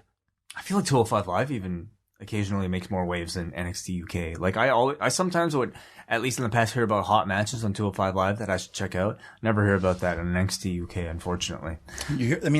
People are going crazy for Walter Tyler Bate, but that was a takeover. And like that one match doesn't make the whole show. Like, they've got Walter. They've got access to Walter. And it's just, to me, if it's on NXT UK, may as well not even be happening, because it's not enough of a ripple effect that people are even turning their heads to see what's happening on Thursday afternoon. I think that's what I said on one of our shows just recently. I said, yeah, Tyler Bate and Walter was great, but if a tree falls in the forest and no one hears it. I think most people, it's like they'll check out the 2 takeovers and that's about it. The fact I didn't even think of NXT UK for this was because I don't think about NXT UK. No, and saying that, I'm like, yeah, that. It's completely right. As a consumer, I am not clamoring for a bunch of these other satellite NXT promotions to pop up if this is the template we're going to follow, where we're just going to scoop up talent and put them into this box that no one's checking out. And it does, to me, a disservice to the scene over there, that it's affected other companies and the performers are not really in much of a spotlight. And is it a detriment to be signing to go to NXT UK where you're not even in Orlando? You're not even getting on NXT itself. So I hope at least this year with the USA deal that more of the NXT UK talent gets some of that showcase, because they sure as hell are not getting it on a Thursday afternoon network exclusive. Wait. I went with WWE Raw again, and it's really hard for me to see myself picking a different show in the years to come for the next several years, because I think a combination of just, listen, the fact that it's 3 hours is enough for it to claim this title for me. But the fact that I think most weeks, even if you whittled down the 3 hour Raw into a 2 hour show, I mean, you would get SmackDown. It wouldn't necessarily be that great. So when you're talking about a combination of a 3-hour show plus a 3 hours that aren't very good most weeks anyway, definitely clinches it for me. Again, people always ask, oh my God, Wai, I feel so terrible for you. How long are you going to be able to do this for? I always enjoy getting to talk about it like this, in a forum like this, dissecting it with John every single week, the minutia of why I hated something. It is like, it's an odd, exercise of like catch and release, tension and release. And that is fine. I like it. But when you're asking me what I would be least likely to sit down and watch for the pleasure and enjoyment of it, I feel like it would be Raw. Yeah, this year, when you look at all of the stuff, when it's the Superstar Shakeup, the draft, the wild card, and specific to Raw was that whole commercial deal, which, I mean, that writing staff that had to come up with any way to, suddenly our edict is, well, we don't do wrestling during the commercial breaks anymore, and here's your 3-hour show. Figure it out. Like, Jesus Christ. Like, can you just imagine that? 3-hour wrestling show, no you got to find a natural way to break up the match during the commercial break. I feel it's weird. So my choice, I was gonna say SmackDown because they lied to you as a wrestling fan. In my opinion, they told you that Fox is gonna happen and SmackDown's gonna be this whole different thing. It's gonna be a whole new show. And the first episode blew everyone away because there was The Rock. It was amazing. And then what? It's Raw with 2 hours. That's what it is now. But it's 2 hours, not 3. So that's why I choose Raw. Raw, I could be mistaken. Was there not 1 but 2 cuckolding angles this year? You're not mistaken. Raw is the worst show. The technical definition of a cuckold has been debated. Sure. But I'm just stating that they clearly tried something, it didn't work, so they threw it to someone else. That's how stupid do you think we are? And Rusev and Lana took the ball from Mike and Maria and just kept running. Yeah, exactly. You could see that as they were the viewer. Successors of the angle. Yeah, how fucking dumb is that? And the wild card rule, what? Oh, this is why I don't watch this show. I'm getting mad. Yes. Then we got Brock Lesnar switching shows and announcing, well, it's Brock. He is the only one who can do this, unless you're Sami Zayn. So, or the wild card rule. John convinced me. I'm gonna go NXT UK. As shit as Raw is, I'll still put it on. Yeah. If I'm in the house on a Monday, I'll put on Raw. I listen to you guys. If I don't watch it, run down Raw. I'll still keep an eye on what's going on. And sure, I'll get mad when I watch it, but there's some kind of sick enjoyment about hating it. NXT UK, I don't even know who the fucking champions are right now. Gallus. Is it Gallus? Which is a shame because these. Did you not watch TakeOver this past Sunday? Oh yeah. Oh, that was good. It was a good show. Good show. It's great. You can check out our Patreon review on our Patreon. I'm glad they're doing the Undisputed thing, dripping in gold just with Gallus.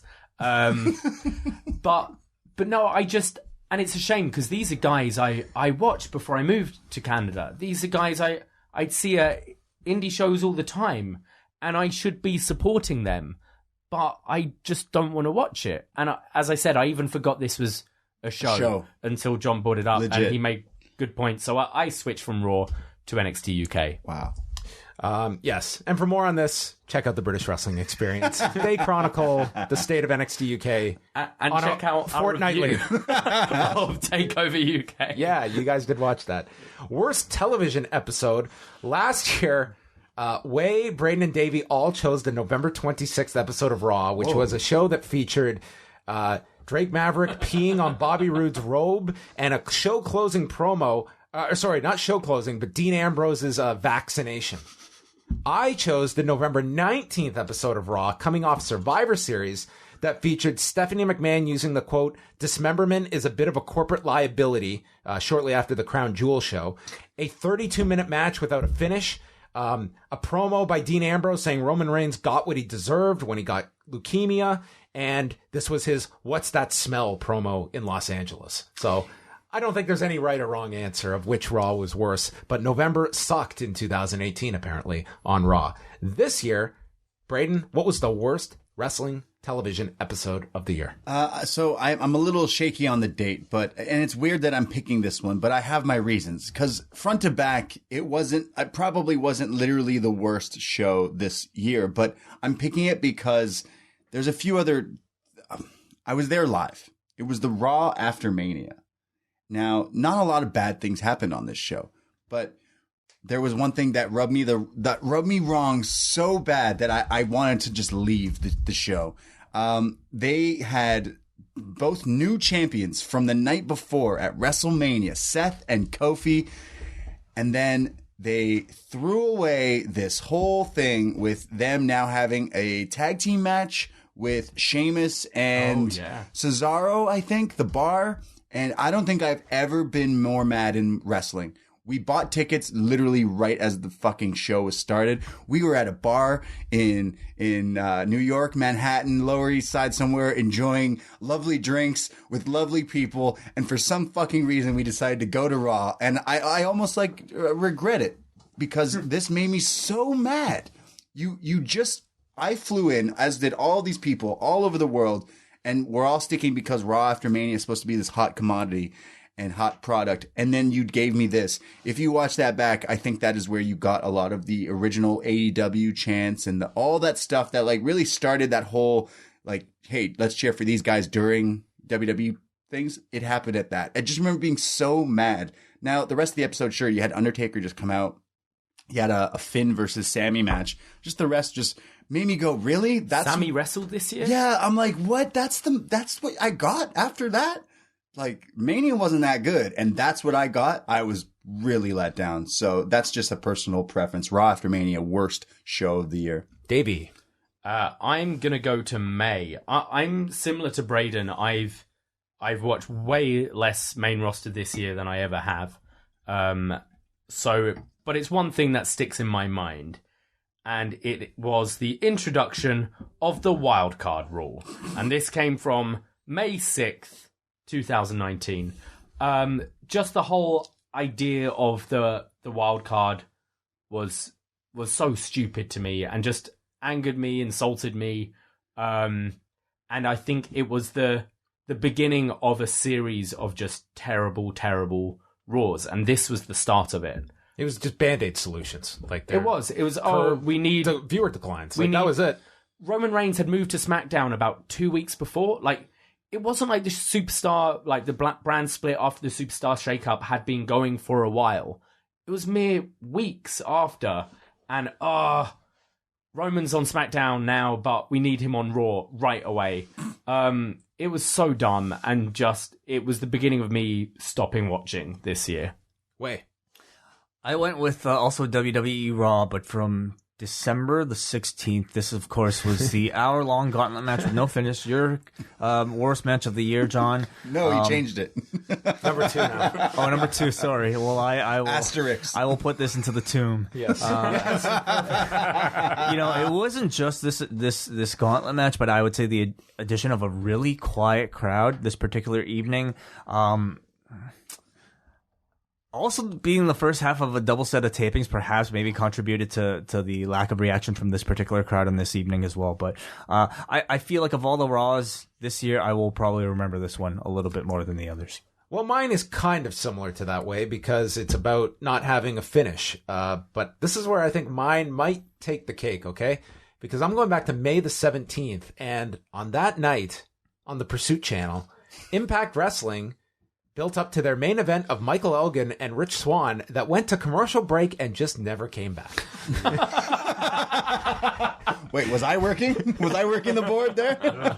This, for if you had tuned in on a Friday night to watch Impact Wrestling, your main event was back-to-back commercials that rode out the hour because they just never came back to programming. And this to me, this Impact on Pursuit period was what a disaster. There were constant stories. I had heard that you had to be able to record all 4 blocks to get all of Impact because they'd break it up by the half hour.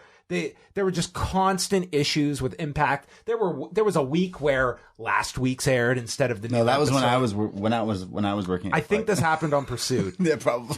Just a disaster. Like no longer do we get ratings anymore because Pursuit is that low of a channel. So in that sense, Access is certainly an upgrade for Impact. But to me, and the fact that like this wasn't even noticeable, like that tells me I don't think Impact had ever fallen lower in their history, going back to the pay-per-view days on Wednesday nights than they did running weekly on Pursuit. And they went to commercial and never came back. Who won the match? We'll never know. Elgin or Swan? I'm sorry, nothing that happened on Raw can top or bottom that. Cage match just has the shrug emoji. We don't know. Winner. We don't know who won this one unless you were there. Next up is worst event of the year. Last year, our choices for worst event were a unanimous choice of WWE Crown Jewel. This year, let us start with Davey. Worst event. I am going for Super Showdown. Yeah. I'm sticking to Saudi. What Saudi happened Arabia. on that one? That was Goldberg Taker. That was Goldberg Taker. That was It wasn't Shane McMahon. Shane McMahon was in that one. Was it Shane Roman? Fuck, I can't remember. Wow. I went through these all. You had that Lars Sullivan against Lucha House Party. Yeah. Just, it was boring. Yeah. It was just boring. I did enjoy the main event though. Selfish reasons, I think. I'm just going to back and say the same thing because I had in my head a recent one that I just watched. And it was because I had a Sunday night off and I came home at like 7 p.m. and I was like, wow, there's an event tonight. Sure, I'm going to make some dinner and watch it. And I watched TLC and I just thought, wow, am I just far removed? I am not enjoying any of this. There was a tag team ladder match with the Revival and New Day. I was so excited. Didn't care for it. Didn't care for anything. The only thing that was the best match on the show. Yeah, I really was like, this was not very good. And then the main event, it had its issues, the Kairi Sane injuries and stuff. But like, here we are saying Goldberg and Taker, it had an injury as well. I just thought that whole card sucked. But you know what? I'm going to stick with my guns. I'm going to say the Super Showdown. I remember what killed it. Well, I've looked at the card and it was the Randy Orton Triple H match that went for 25 minutes, followed by Braun Strowman, Bobby Lashley, followed by Kofi Dolph Ziggler. And Kofi Dolph Ziggler had a series of terrible matches this year. Yeah. That show sucked. And then luckily it picked up at the end with Goldberg Taker. The best. I went with TLC. I thought that it narrowly squeaked past Hell in a Cell for me, which had the saving grace of the women's Hell in a Cell match that opened up the show. And a really good tag match with Harper and Rowan against Roman Reigns and Daniel Bryan. And for those two matches, I gave TLC the nod here. Outside of the ladder match, Aleister Black and Buddy Murphy had a fine match, but the crowd was tuned out of that. Then you had a non-finish in the KFC-sponsored Viking Raiders OC debacle. A very underwhelming Roman Reigns TLC match that Against who? Against King Corbin. Yeah. Bray Wyatt destroys The Miz, and then we got to forget this match afterwards because we got to rehab The Miz for a number one contenders match.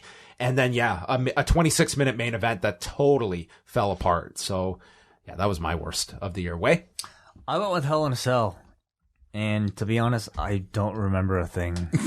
It was very bad. Beyond the main it was event. very bad, and that's a quality choice. I just remember that I didn't like it, and I guess I saw it. I mean, it was like worst of TLC. The lists first this two year. matches were all you can say positive. And that's about what I it. find hard when to be fair, there wasn't a show this year where universally every match sucked, because I feel bad picking someone like TLC because I actually really enjoyed that Buddy Murphy Aleister Black match. Mm-hmm. Similar with Hell in a Cell, like Sasha Banks. But look at the quality that we're Becky talking was in our about. shortlist. Like, when you tune into a New Japan show, you're not tuning in for two matches I know. or a takeover. Like, the standard has changed. Yeah.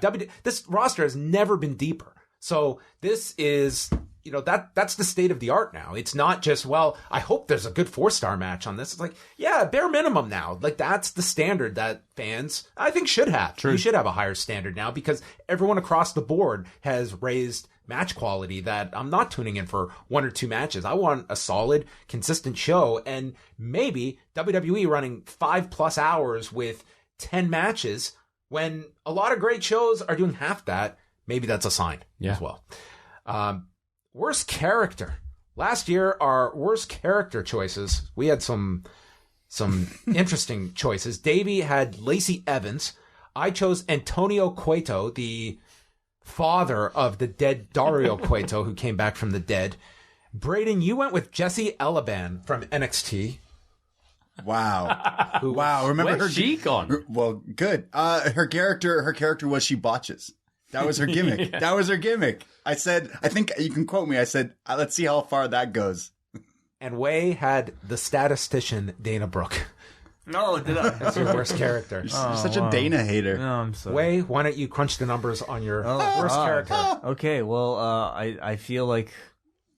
I wonder if I'll remember this character next year. I certainly hope not, because my character is Shorty G, a character that, a wrestler that we all know is incredibly talented. And initially, when rumors of somebody reported out there somewhere that WWE has plans to call him Shorty Gable, it's gonna be crazy. I was like, no, they're not. This is one of those bullshit internet rumors that's never gonna come true.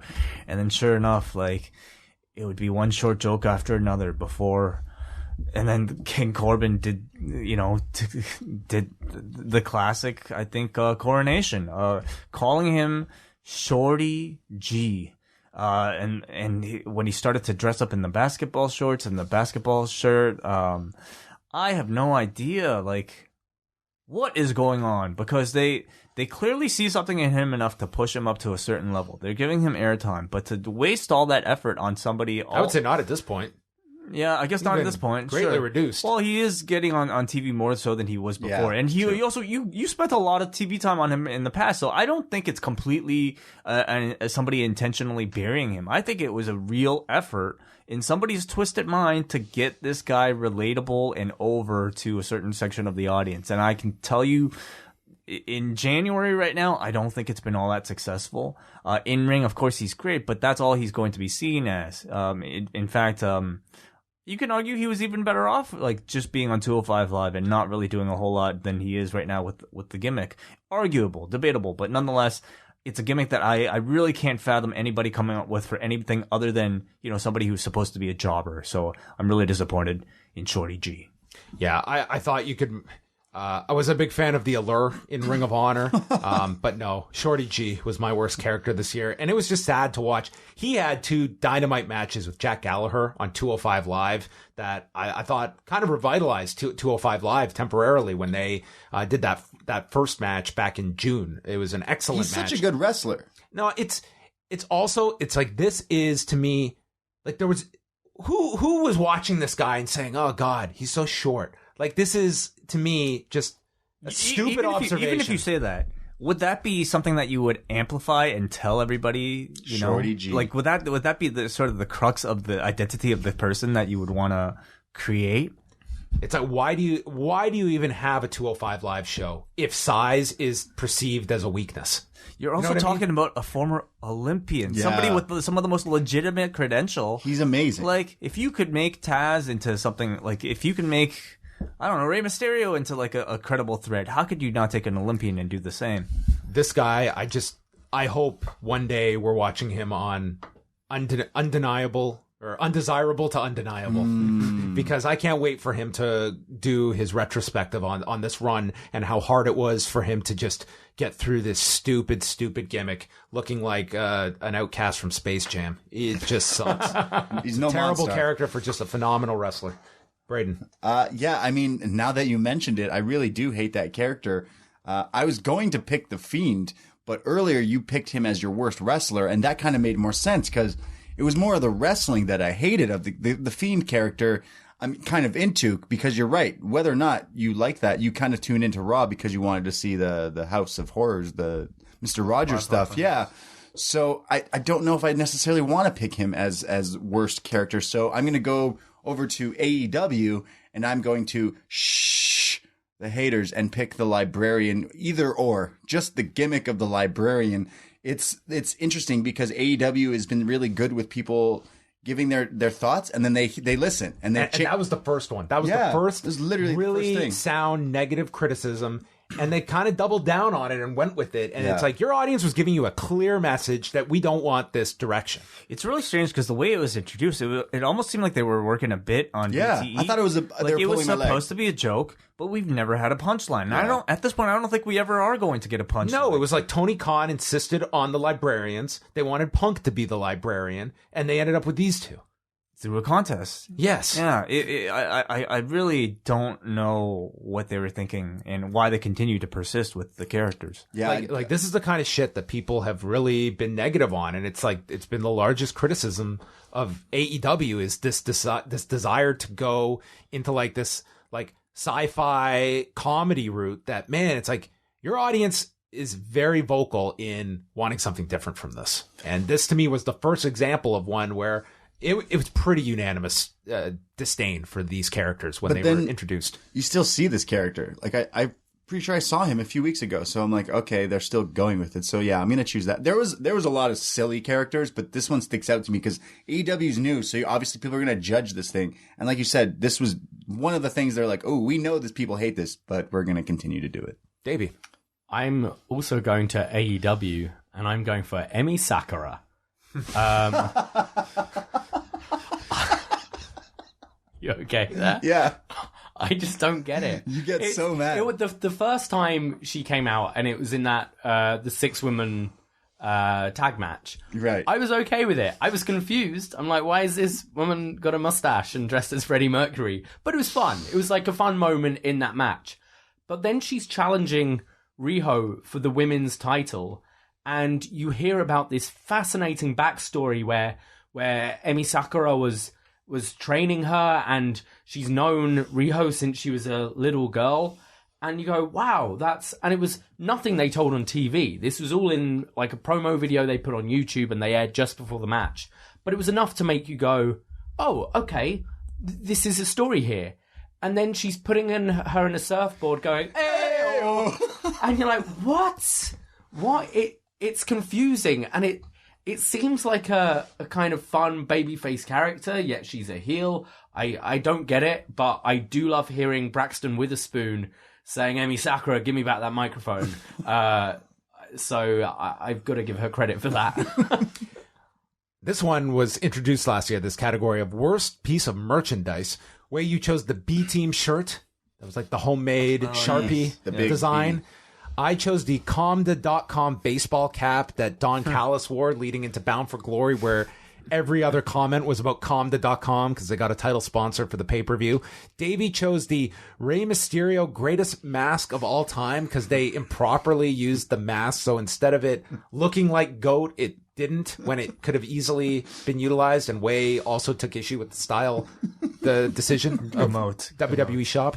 And Braden, you chose the Baron Corbin wolf shirts. Plural. There were apparently several. Plural. And I bet he still has fucking wolf shirts on that company's website. But Davey, You can see how much Braden and Baron Corbin have grown in the last year from these shows. He's gotten away from the wolf shirts. But he has Davey, king wolf shirts now. They're wolves with crowns on them, probably. start us off, Davey. This could have been my pick for best piece of merchandise as well. And I'm going for the Fiend's title belt. It's ugly as hell, but it's $6,000. 6G. And people are buying it. 6,500. So if people are 6,500? 6,500 Canadian. Canadian, okay. Plus tax. Have you seen anyone actually wearing this thing? That Not someone has wearing actually it. bought this. I've not, but I Online. know people who've bought it. Yeah, That's online. insane. That's insane. Which is madness to me. And You can't buy it today. That's why I'd Is say it sold out? I tried to buy it this morning. Is it sold out? Yeah. Not sold out. You just can't find it on their site. At least here in Canada, I went literally this morning to look at it. Like, it's literally you have too much money if you're buying this. Completely. Like, put this to a greater cause. If you have $6,500 Donate to it to literally charity. light on fire. It's why I could argue it's the best piece of merchandise they have. Because if you can sell this piece of shit for $6,500, you're doing something right. It baffles me. It's ugly as hell. I want it. But people are buying it. And the thing is, there are people like you, Braden, but who have money, and then are like, I would not buy this, for the record. But people have a lot of money, and they're like, lol, I'll buy it for a joke, and they'll just drop this. And people do that. There are crazy people out there who do this, and I'm apologizing if any listeners have bought this piece of shit, but there have been people that have bought it, which is crazy. But yeah, that's what I'm going for. I had to look it up on the website this morning because it came to mind when I looked at my list today, and I had missing things in my list of worst merchandise, and I was like, whoa, I didn't even think of that. So I went to WWE's shop and I looked up The Fiend, and I couldn't find the title. So I went to all their replica titles, couldn't find it there either. So I couldn't pick it. So I had to pick something else. And then while I was on WWE shop, I remembered instantly, oh, that's not the worst piece of merchandise they've put out. They put out a lot of bad merchandise. Let's just say NXT t-shirts as a whole. When they did the deal with USA, they somehow had to ink new deals with the wrestlers. Therefore, the wrestlers have merchandise deals. Therefore, you gotta have merch. Therefore, everyone like Kona Reeves to fucking Dan Matha to whoever else in NXT got shirts. But their designs were so fucking bad. Literally, I am not a designer. I could sit here and draw 10 fucking designs for 10 wrestlers in 10 minutes that were better than all of them. They were just their names that said their names. You know who wasn't a fan of this merchandise? Jordan Miles wasn't a fan of those shirts either. Look, these shirts were fucking bad, and they're still up there right now. Austin Theory just debuted a few weeks ago on NXT TV. And he's on his Twitter being like, hey, go buy my new shirt. It literally just says Austin Theory. Cool. What a shirt, man. I can't wait to buy it. This is why people love the Pro Wrestling Tees thing, because it's so creative and stuff. But what a joke. Like, what? You do have to narrow it down to one. Oh, fuck. Jordan Miles. Jordan Miles. Yeah. Right. Wai? I also went with the Fiend belt. It was, I think, the most notable piece of merchandise this year, and not for a pleasant reason. So, I mean, I think it's a daring stunt. You know, it's almost like sometimes, like, don't they have like special iPhones or something, or I don't know, like, wasn't there like an Apple Watch that was like incredibly more expensive, right? Like okay. solid gold or something like that. Yay, the wealth divide. I mean, it was a stunt, and the fact that they at least sold one or two of these things tells you that you can sell anything, pretty much. And maybe that's what depresses me a little bit. But worst piece of merch, my choice. I went with WWE 2K20. Oh, true. It's a good one. We didn't even get it this year. That's how you know it's bad, dude. We didn't even play it. Full disclosure, I've never played one of these games, but man, did I get some entertainment out of watching the glitches. This looks like the most garbage video game that has ever been produced. Like, Wow. What a disaster this thing was. Like, franchise killing to me. Yeah. Like, there was so much negativity. I think it was IGN that wrote like a scathing review of this thing. Just got rightfully torched. And I am really curious to see how they resurrect this brand next year and what you do, because it was, there was no polishing this thing. It was a disaster of a rollout for this game. I almost think like you have to shelve this thing for a year or two before you come back with a new and improved engine and totally revamp this thing, because I think you killed the 2K the WWE franchise. Yeah, me and you, David, we played all the games. I got into wrestling because of the video games. Here Comes the Pain is the one thing I was like, you know what, maybe I'll just watch it all the time instead. And that's how I got into it. But this is the first year in maybe ever where we both Didn't even consider. We lived together, and as soon as we became friends, we started hanging out and playing the video games. Like, that's what wrestling fans do who like that stuff. And this is the first year ever we're like, oh, that's... Ooh, 80, 90 bucks for this? Okay, let's just go out. Or let's just play last year's. Let's play Fire Pro. Let's play Mario Kart. Let's play anything but that, because that looks the cats bad. of the video game world. Yeah, it looks bad. There was an image going round of, I think it was The Rock from this game and The Rock from one of the games from the PS2. So we're talking... Here Comes the Pain, like, shut your mouth. Just bring 12 it. years ago, 12, 15 years ago, and the PS2 version looked better. Crazy. You compare it to NBA 2K20, and it looks like it's real life. Ridiculous. Yeah. It's so bad. Yeah, I agree. But would you rather buy 800 copies of 2K20 or one Fiend championship? the Fiend title. The Fiend title. And then sell it for even more. Worst angle. Last year, let's look at the selections for worst angle. We have Davie and Wai choosing Drake Maverick pissing himself. Braden chose Nicholas winning the tag titles at WrestleMania 34 with Braun Strowman. And I chose exploiting leukemia for Dean Ambrose's heel turn. Those all sound bad. What a banner year. This year, for worst angle, let's start with Wai. Since I already talked about Lashley and Rusev and Lana, I'm going to have to pick, for my worst angle of the year, Mike and Maria Bennett's cuck angle. And I believe this one was a cuck angle, I have to think. Right? I mean, no? I don't know. I don't know, man. Okay, well, I picked that one. I don't know. I think it was just more evidence that this show either is produced by somebody who is extremely out of touch with what people want, or at worst, a vehicle for that person to just get their weird fantasies or weird frustrations out in a public stage. And I can't necessarily think of any positive justification for what was going on. Was Mike Bennett supposed to have benefited from this in any way? Like at the end of this, if the storyline had gone on exactly as planned, could Mike Bennett have been a positive or any type of notable professional wrestling personality at this point in time? He didn't benefit. Oh. I would also choose the Mike Kanellis and Maria angle. Like no ending to it either. Just went into the ether, and then suddenly Rusev and Lana took over the roles. I think it's also worth noting this year, the brand split. Like here we do the superstar shakeup, and we acknowledge that numbers are falling, so we need this stopgap that is the wild card. It fully acknowledging we don't have the star power on both shows by splitting these, so let's do a draft. And to me, this came at a time when you're going onto Fox.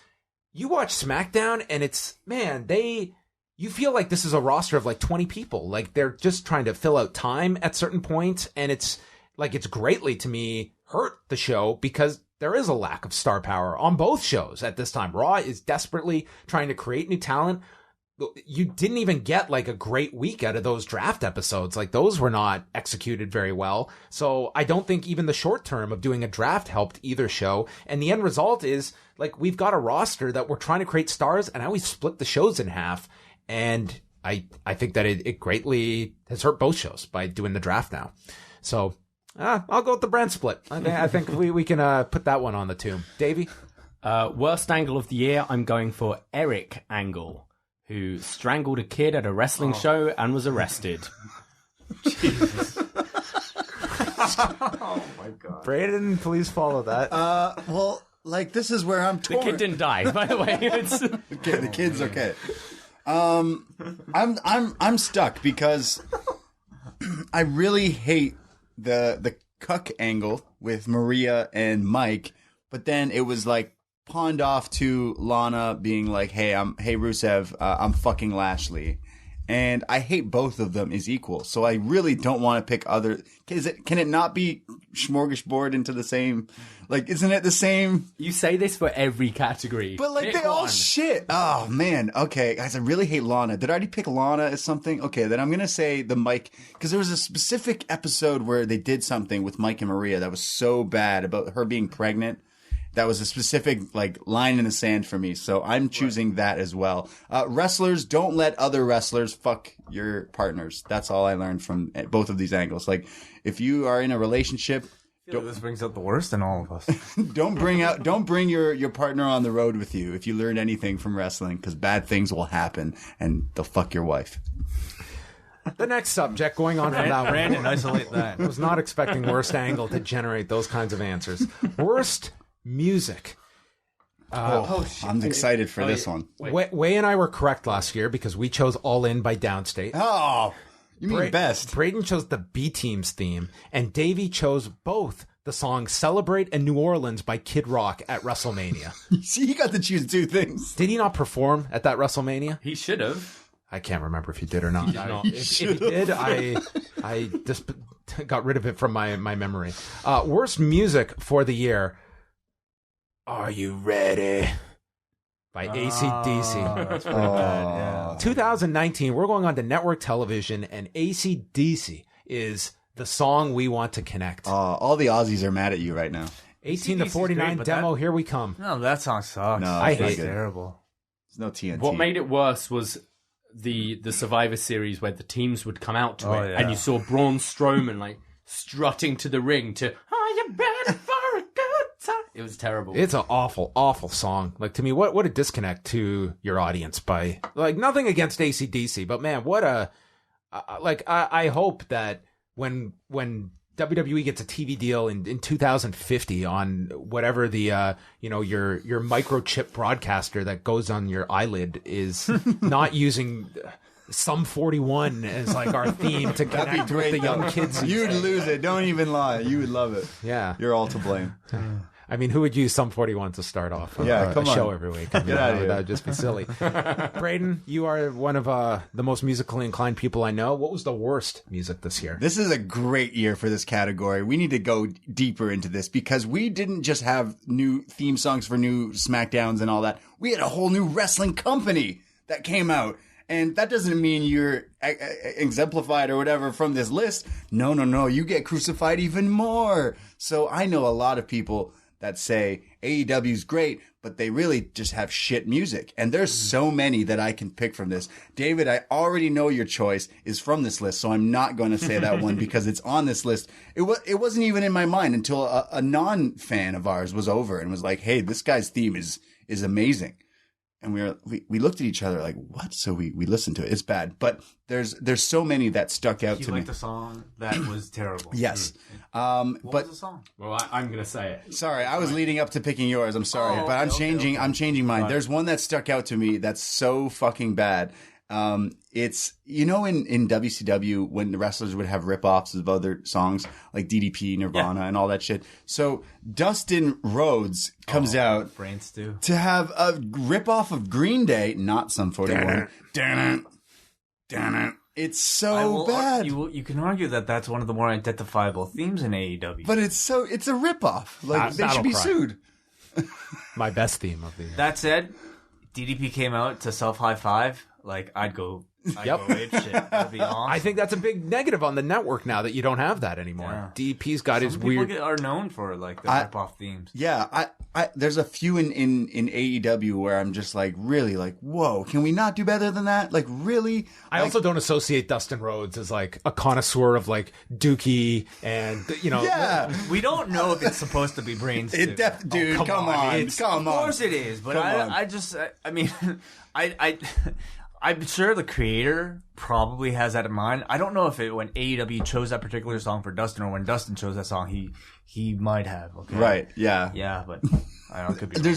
There's just so many, like, we've had there's pluses to new music being introduced, but it affects you so greatly. So, like, I'm picking Brain Stew, but I really want to say, as a music head, like, there's a lot of bad music in there. They should have someone, like, overseeing this stuff. Like, they have hot tag teams come out. You have Sean Spears, who's got, I think, Wrestle and Flow doing his. It's amazing. But, like, was it him that went and got that done? It was Cody that went to Downstate to ask them for his theme. Yep. So, like, maybe if you're a wrestler, even though you're in AEW, maybe you want a specific sound, then get it yourself. Because if you're handed something, it's going to be shit. So, I do pick many AEW themes as worst ring songs, entrance songs of the year. But one that does stick out is the Brain Stew ripoff for Dustin. But there's one that specifically, there's another one that Davey needs to talk about because I know he wants to.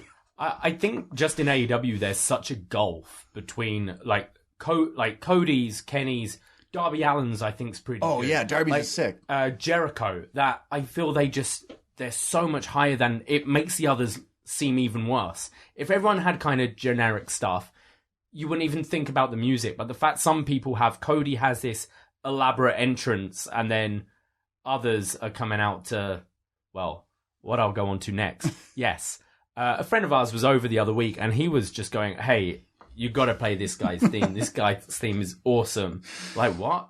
I'm like, I can't even think of it. And we go, well, how does it go? And he goes, just put it on. He was talking about MJF's theme. Do you know what MJF's theme is? No one does. It's like, dun, dun, dun, dun, boom. Do yourself a favor and go YouTube MJF AEW. There's nothing memorable about it. It's And bad. Don't play it here. We'll get flagged. And MJF is such a big character in AEW. One of their biggest, like, fresh new characters who hasn't been seen in WWE or anything. He's incredible on the mic. He should really have some music to match that. And oh god, it's terrible. Yeah, it's not very good. I would say all these years in, I really think Roman Reigns greatly needs an upgrade.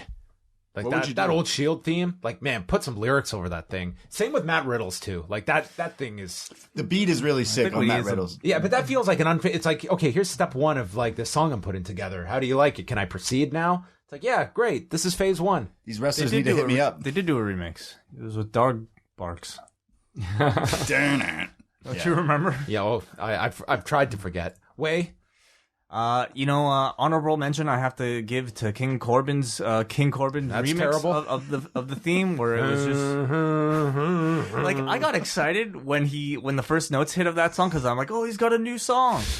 It goes right back to his old one, then back to this horn thing that he's got going on, and then back and forth. And this leads me to my worst I know music where he's pick going. Oh, of the yeah. year. Oh, he hated this. Kairi Sane and Asuka. Fade her up, fade her down. Jesus, like what like what kind of like weird, sampling of democracy is this? Where like you cannot get along, you can't have one person pick another, so we got to have both songs, not even mashed up like nicely. It's like if I shared a car with my girlfriend. She wanted a red car and I wanted a black car. Well, let's paint half the car black, half the car red. That's how That would be stupid awesome. this is. That'd be really cool, Way. You end up with just See, if I had stupid Bray Wyatt title money, I would buy Way a car now that was like half black, half red. like you just end up with the ugliest thing to walk down the ramp to, and just this is what it was. Thank goodness they changed it, but I just can't believe that they would go to air with it, much less with it for like 3-4 months. It took forever for them to just kind of move on. It actually hurt my brain watching that one. I was like, wait, is And that it's what like they're doing? And it's not isolated. Like they always do that with the teams. It's like, theme one, theme two, theme one, theme two. It's like Jesus Christ. It's not how music works.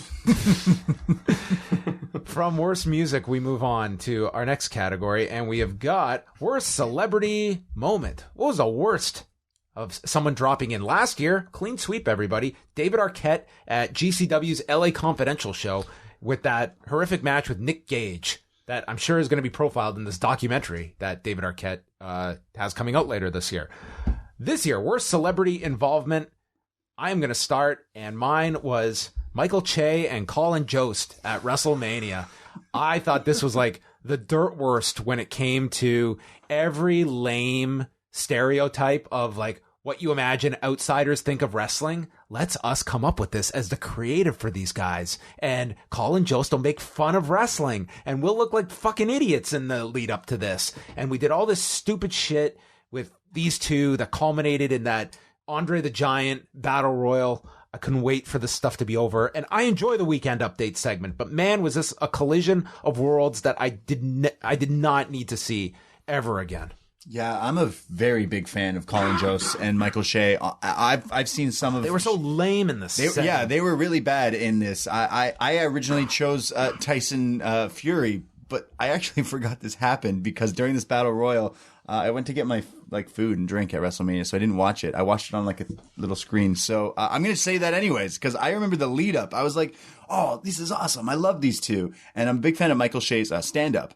And what I don't know. Sometimes when your worlds collide, it doesn't equal out to the right thing. And this was something you're right. It made fun of wrestling, which you shouldn't be doing. Even in comedy, it just doesn't work. Especially in 2019, I thought that was really bad and just kind of like a slap in the face because they're not even that famous. New York famous. It wasn't working. Didn't work.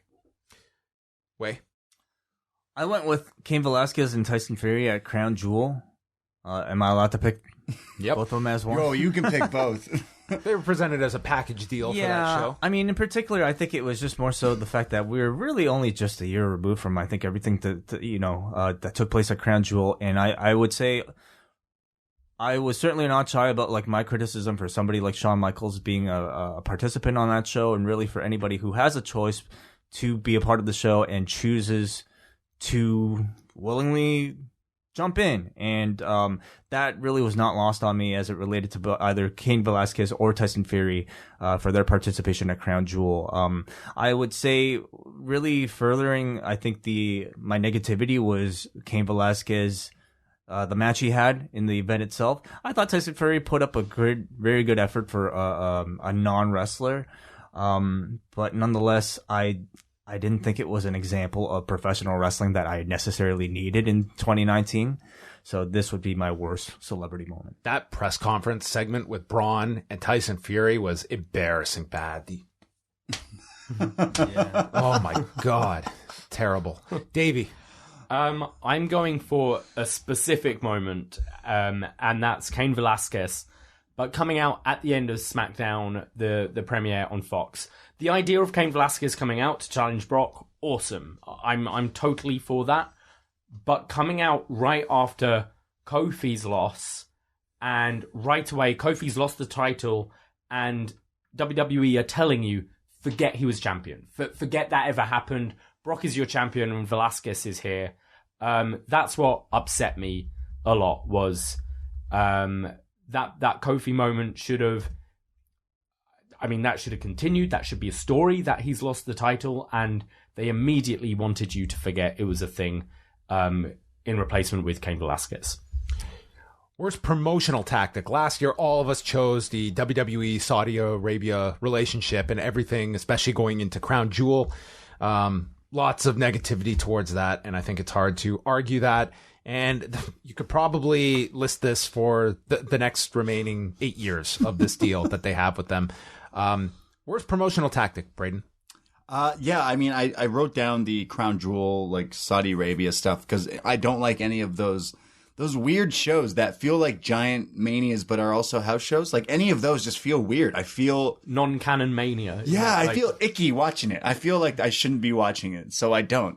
So I want to say that, but I also, like, a promotional tactic, you just said, using Cain Velasquez on that SmackDown to hype up the event with him and Brock was pretty shitty, because he just beat Kofi. So I don't know if you could use that as a promotional tactic. I have a few under this list that I just hate. So I'll just leave it at the Crown Jewel, like in general. Saudi Arabia. You said I'll pick this one for the next 8 years because it's just bad.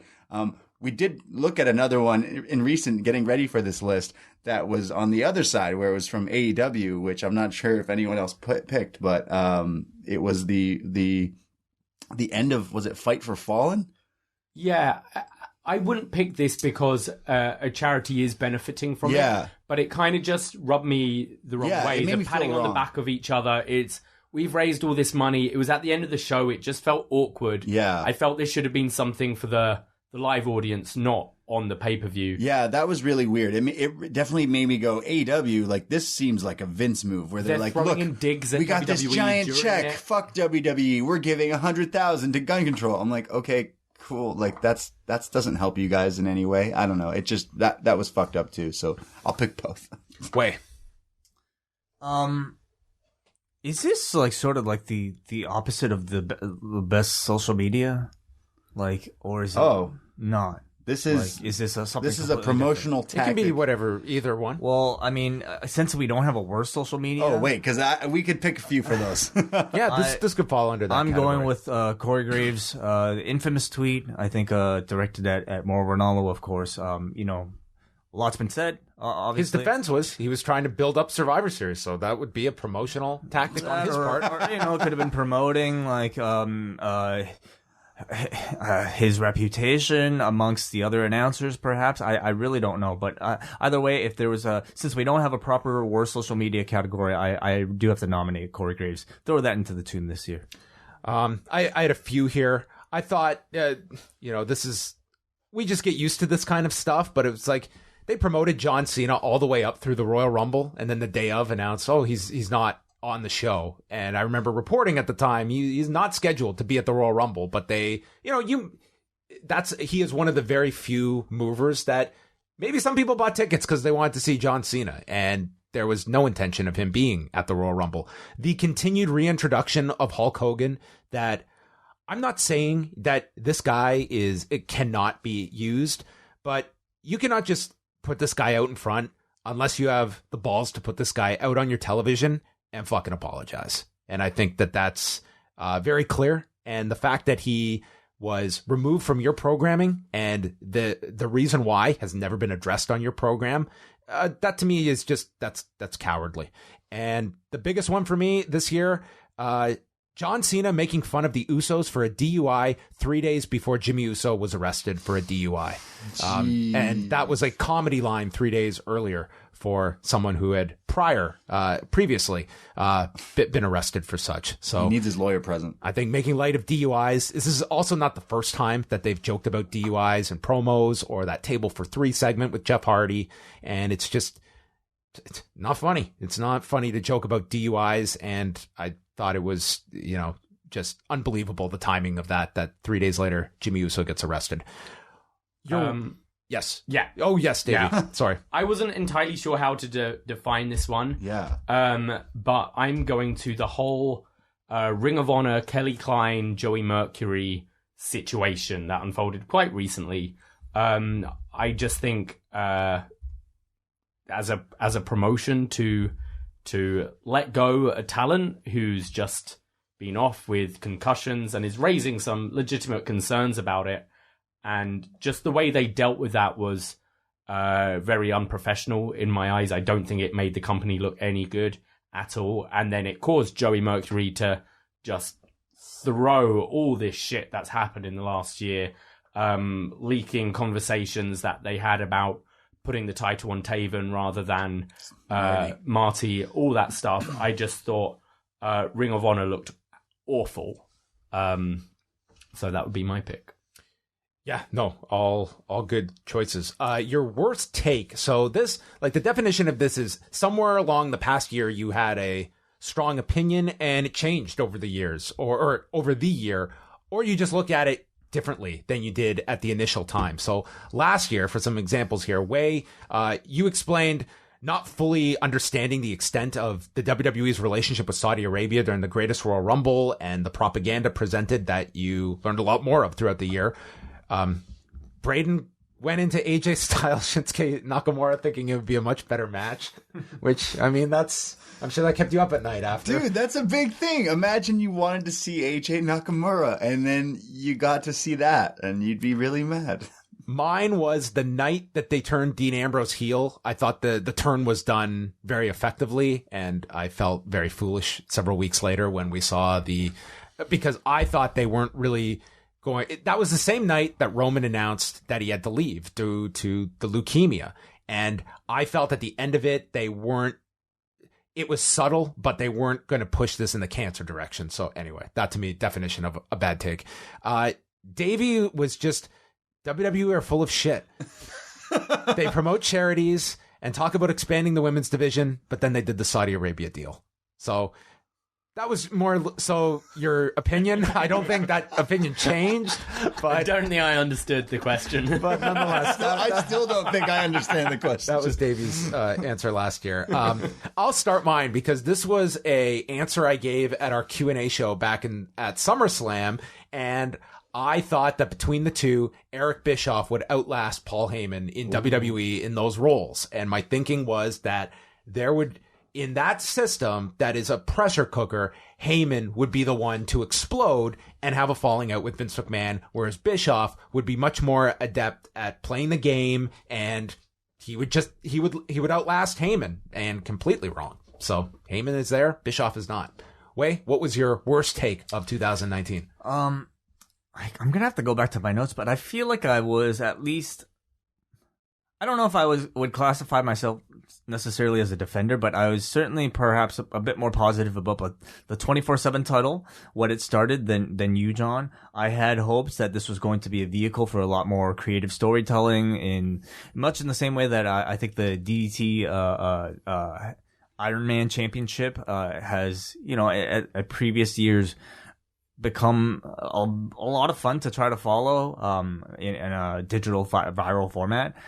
Instead, it's just kind of been a constant, recycling of the same schoolboy finishes with like a celebrity cameo here and there, always revolving around R-Truth. I think it had some glimpses of Shimmer when Drake Maverick was attached to it, but they've certainly gotten away from that. And even if Maverick was still attached, it would still be running the same thing over and over. So Maybe that was my worst. Some of those take. 24/7 wins could have been worse celebrity involvements as we look back. Right. Braden. Yeah, my worst take, it's kind of the same thing. I mentioned a little earlier that like they lied to us about SmackDown. We all thought, oh, SmackDown's going to be this new sports oriented show. It's going to have Brock Lesnar. It's going to be so tight. It's going to be different from Raw. It's going to be so different. And then I watched it. They fucking got me. I watched it on a Friday night. And what do I see? I saw the guy that I thought was the coolest thing I've seen in wrestling in a long time lose in like 3 seconds. Kofi Kingston losing to Brock Lesnar. And I go, huh, they did that? All right. Okay. Didn't really think that was going to happen. So it's a little bit of both there because I thought for sure going into a new, I don't know, quote unquote era, once you change the theme song to AC/DC, I guess there's no going back. But I really thought that it would change. And the first episode really showed me it did not. So that's what I pick. Davey, your worst take. Yeah, there were a few. I agree with the SmackDown thing. For 2020, it could be King Corbin was most improved. Maybe. Yeah, maybe.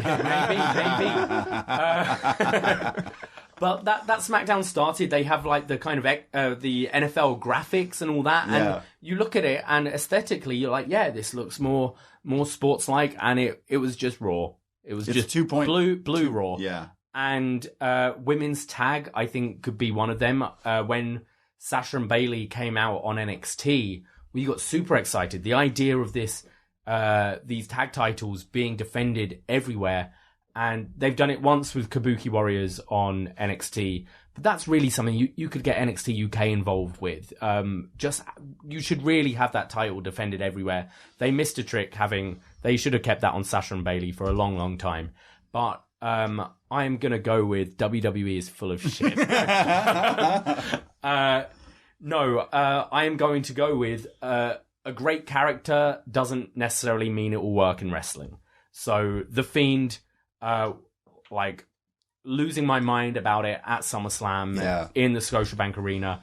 I thought it was so cool. I had faith that it would revitalize Bray Wyatt, and they've just shit the bed with it completely, in my opinion. Sure, he's your champion. I can't see. I think you've put yourself in a corner that I don't know how you're going to get out of with getting this title off of him. The only way I can see is some sort of multi-man match where someone else gets pinned. If anything, I don't know. It's weird. And I had a lot of faith at the start that this would be a really cool thing. And should be limited, like he only appears once in a while, and he shouldn't be near that title for a long, long time. So that's my thing. And the final category is one that simply says, I never want to watch wrestling again. A moment that put you to the brink of even continuing to watch. Last year, Wai, you chose Hulk Hogan's return at Crown Jewel. Braden said everything involving WWE in Saudi Arabia. Davies was Shawn Michaels going for a moonsault to the floor at Crown Jewel, and no one caught him. You watched him do that? You were like, I'm done. He's like, I'm done. This is awful. Taker and Kane are like, oh, sorry, Shawn. And mine was the Go Home Raw for Crown Jewel. That was a mixture of the knee-deep in the Roman Reigns leukemia angle, and then Taker and Kane cutting a promo about basically going to Saudi Arabia where they would murder Triple H and Shawn Michaels. And it was just such bad taste, and it was just the lowest I can recall viewing this programming in any kind of light. So this year, why don't you start things off, Davey? What was that moment where you just did not want to watch wrestling ever again after seeing? It's every time I see Sami Zayn as a manager. Whoa. This is one of the most talented wrestlers in the world in my eyes. He was one of your top baby faces in NXT, putting on killer matches against Cesaro. Had a nice little run on the main roster, and I think everyone was kind of waiting for him to break through. And they brought him back. I think it was the Raw after Mania, was it not? We saw his return. And he's barely wrestled since then. And sure, the guy's great on the mic, but why are we having Elias in matches? Why are we having Corbin in matches when you've got someone as talented as Sami Zayn and he's just wearing a stupid hat and his stupid jacket? And I like the idea of a team with Cesaro and Nakamura. And, I like his hat. And these kind of talented guys who are kind of floating, not doing anything.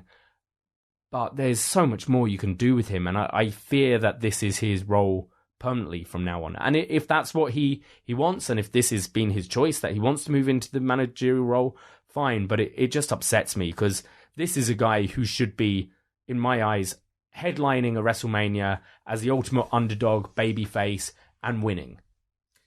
Way. I went with the fallout from WWE talent being stranded in Saudi Arabia after Crown Jewel. I feel like there's still a great deal of mystery about what exactly happened in this period.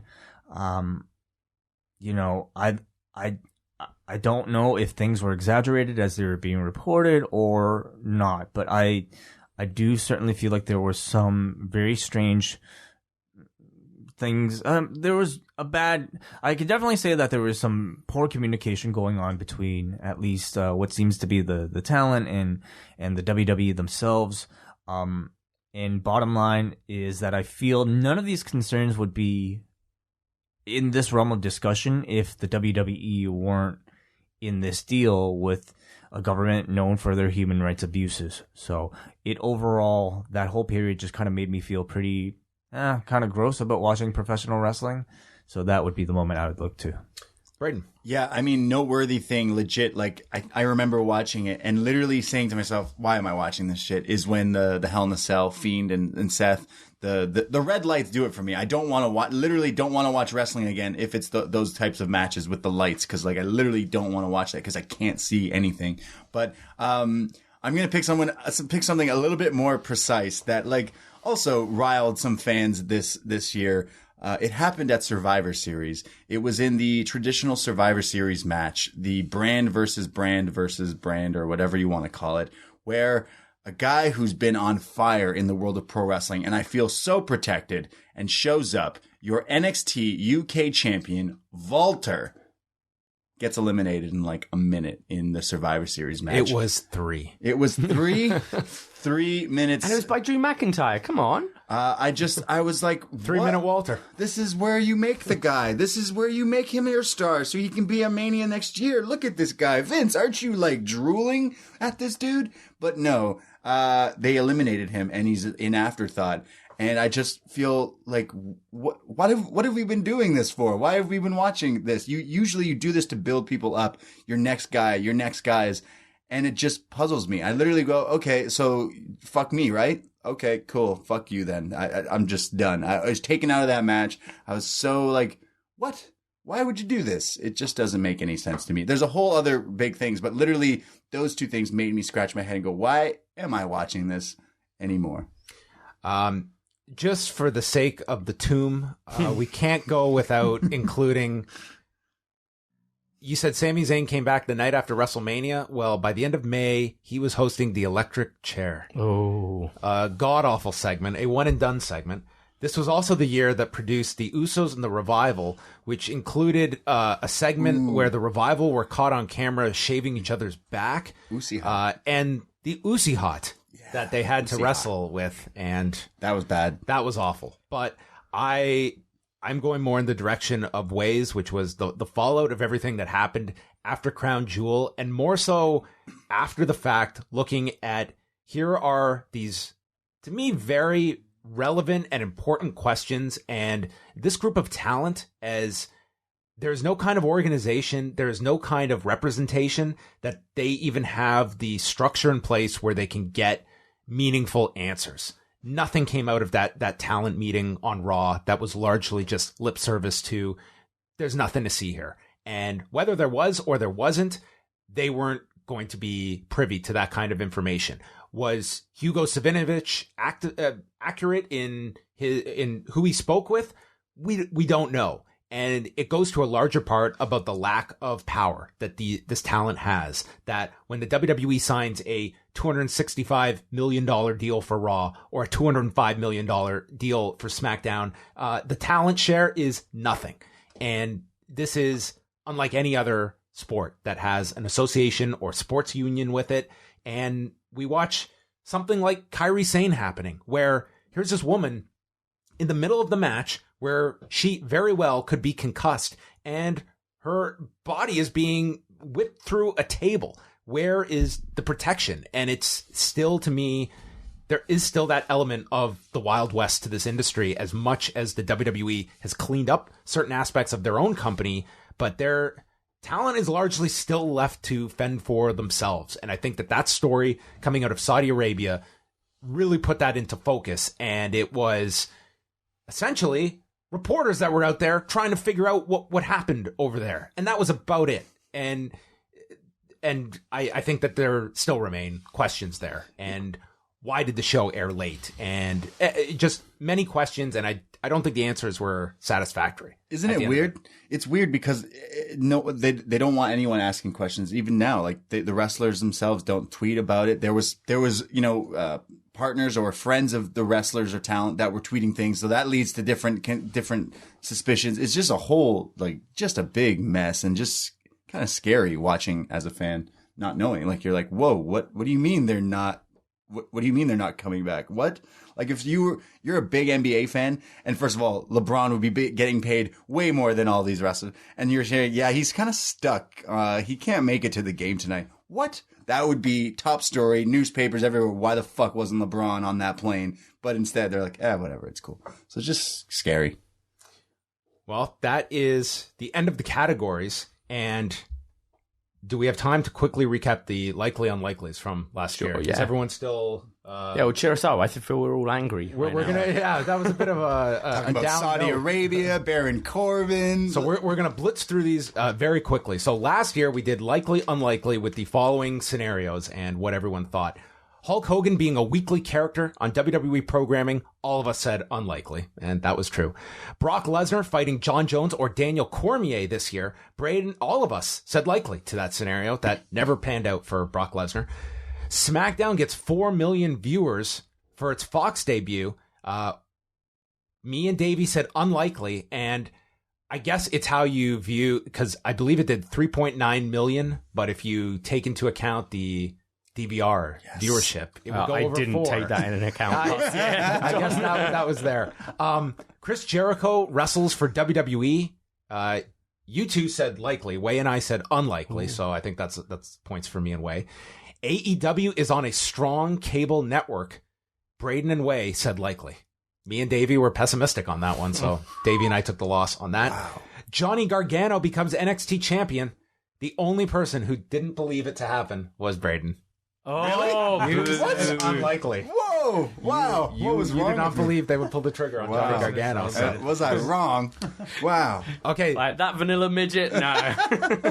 CM Punk returns to wrestling, which I guess is a loose definition of what wrestling entails. All of us said unlikely. I still say we're right on that. Yeah. It's not wrestling. It's not a talk show.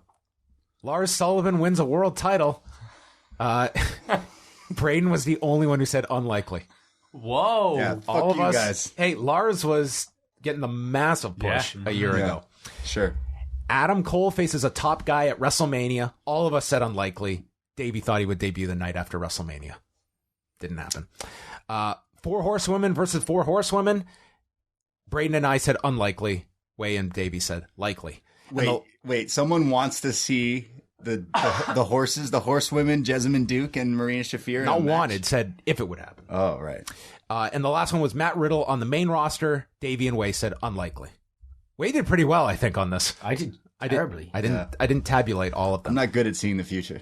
Okay, so here are a few for 2020 that I'll forget about until the afternoon that we are recording, and then have to go and listen at 2 times the speed because I didn't write them down a year ago. Paul Levesque assumes Vince McMahon's role on the main roster, and someone else takes a more active role with NXT. That's an interesting one. The Davey, XFL. let's just go in this order. Davey, Wai, Braden. I say unlikely with Triple H taking over main roster, but I can see someone stepping up on NXT and taking more responsibilities there. Split NXT up into 2 nights. 3 hours. I'm going to say likely, because why not? Braden? I'm going to say unlikely because Vince McMahon will never die and never go away ever. I kind of agree. I would love to see an extended period where that happens, but I'm going to say unlikely. I don't think the XFL is going to divert Vince McMahon's attention to that degree that he's not regularly at Raw every week. The XFL is preparing for season 2. Likely. I feel the demand for like live sport is higher than ever. So I feel they could have a season 2, yeah. Say likely. I'm going to say unlikely. I'm saying likely. I think at least they're going to get a second season out of this whole thing. The Undisputed Era all leave NXT. Now, I said all leave NXT, so that could be to Raw and SmackDown. That could be elsewhere, but they all leave. Likely. Likely. Unlikely. Yellow and black for years to come. It's a hard one. I'm going to say likely. NXT UK strikes a television deal. I'm saying unlikely. Unlikely. Unlikely. I'm jumping in there. Probably unlikely. Tessa Blanchard is with Impact Wrestling. Unlikely. Unlikely. Unlikely. Unlikely. AEW or NXT hit 1.5 million viewers. What was the debut? The debut was 1.4 for AEW. That was the highest either's hit. So with all the year, at one point, they're going to hit 1.5 is what we're saying. One week they hit 1.5. Likely. I'm saying unlikely. I'm going to say unlikely. I'm saying unlikely as well. Kenny Omega wins the AEW title. I'm going to say likely. I'm trying to think who would I feel Kenny's up there. I'm going to say likely. Unlikely. I'll say likely on this one. Paul Heyman remains in his current role on Raw. I'm going to say likely. Unlikely. Likely. Unlikely. Sinclair Broadcasting divests itself of ROH. Ooh, These are good. nice. That's a tough one, John. I'm going to say likely. I'm going to say unlikely. I'm going to say unlikely. I'm going to go unlikely as well. Just a few more here. MLW lands a major TV or streaming deal. Something significant. Okay. I'll say likely. Unlikely. I think likely. I'm going to say likely. A WWE pay-per-view event airs as a special on Fox and not the WWE network. I'm going to go likely. I'm going unlikely. Unlikely. I'll say unlikely. New Japan announces a non-January Tokyo Dome show. I'm going to say unlikely. This year, unlikely. Unlikely. Likely. Why not? Why not? Are we going? And final two here. Chris Jericho wins the IWGP title. Unlikely. Unlikely. I'm going to say unlikely. Jericho, IWGP. Jericho. Would you also say Tanahashi AEW championship then? Let's say either. Either? Wow. Oh, okay. Okay, well, that changes the question. Davey, do you still say unlikely? We're saying wins or challenges? Wins. Let's say wins. I'll say unlikely for wins. Okay. Unlikely for wins. Unlikely. Okay, unlikely as well. And the last one, Cain Velasquez is a WWE wrestler. I'm going to go likely. Oh, I mean, what are we saying? Like, Okay, permanent let's say or has a match? He has a regular presence on WWE television. Define regular. Like a Ronda deal. Like Brock or like Ronda? Let's say he has at least 10 appearances in 2019. Appearances as in just Raw? Like On television. Not wrestling? Not wrestling. Okay. At least appears. Yeah, like 10 times. In 2020? I'll say likely. I'm going to say unlikely because I don't want to see it. I'll say likely, but I think that's... I don't see this one working out. He's apparently scheduled for the Rumble. I'm very curious to see how they utilize him because I think he needs... That match did him no favors, and this... I don't know. It's a very awkward fit, I think, at this point. But maybe we will be surprised by what happens. All right. 2019 is over. There is no reason to look back on this until next year when we will open this and just laugh uproariously at all of our silly picks for this past year. But guys, I want to thank you as always. Those of you listening / watching, you can subscribe to patreon.com/upnext as well as the Post Wrestling Cafe at postwrestlingcafe.com. Guys, thank you as always. This is flowing by. Yes. Let the bourbon flow, John. Yes. That's what we need to do. Thank you for having us. This is always a lot of fun whenever we get to do shows with you two. Being brought into the post office is an honor, so thank you. We can tear the wall down now at the end of the show. We just did back-to-back best of, worst of, and we have been talking for like 7 hours. Oh, boy. Next year we'll try our best to split it up, but this year we couldn't really fit Schedules it are in. hard. You seriously got to my house 6.5 hours ago. Wow. Yeah. Oh, jeez. So this was a longer one, but Can I poop in your house? We're not at that stage yet. Goodbye. great way to end the show.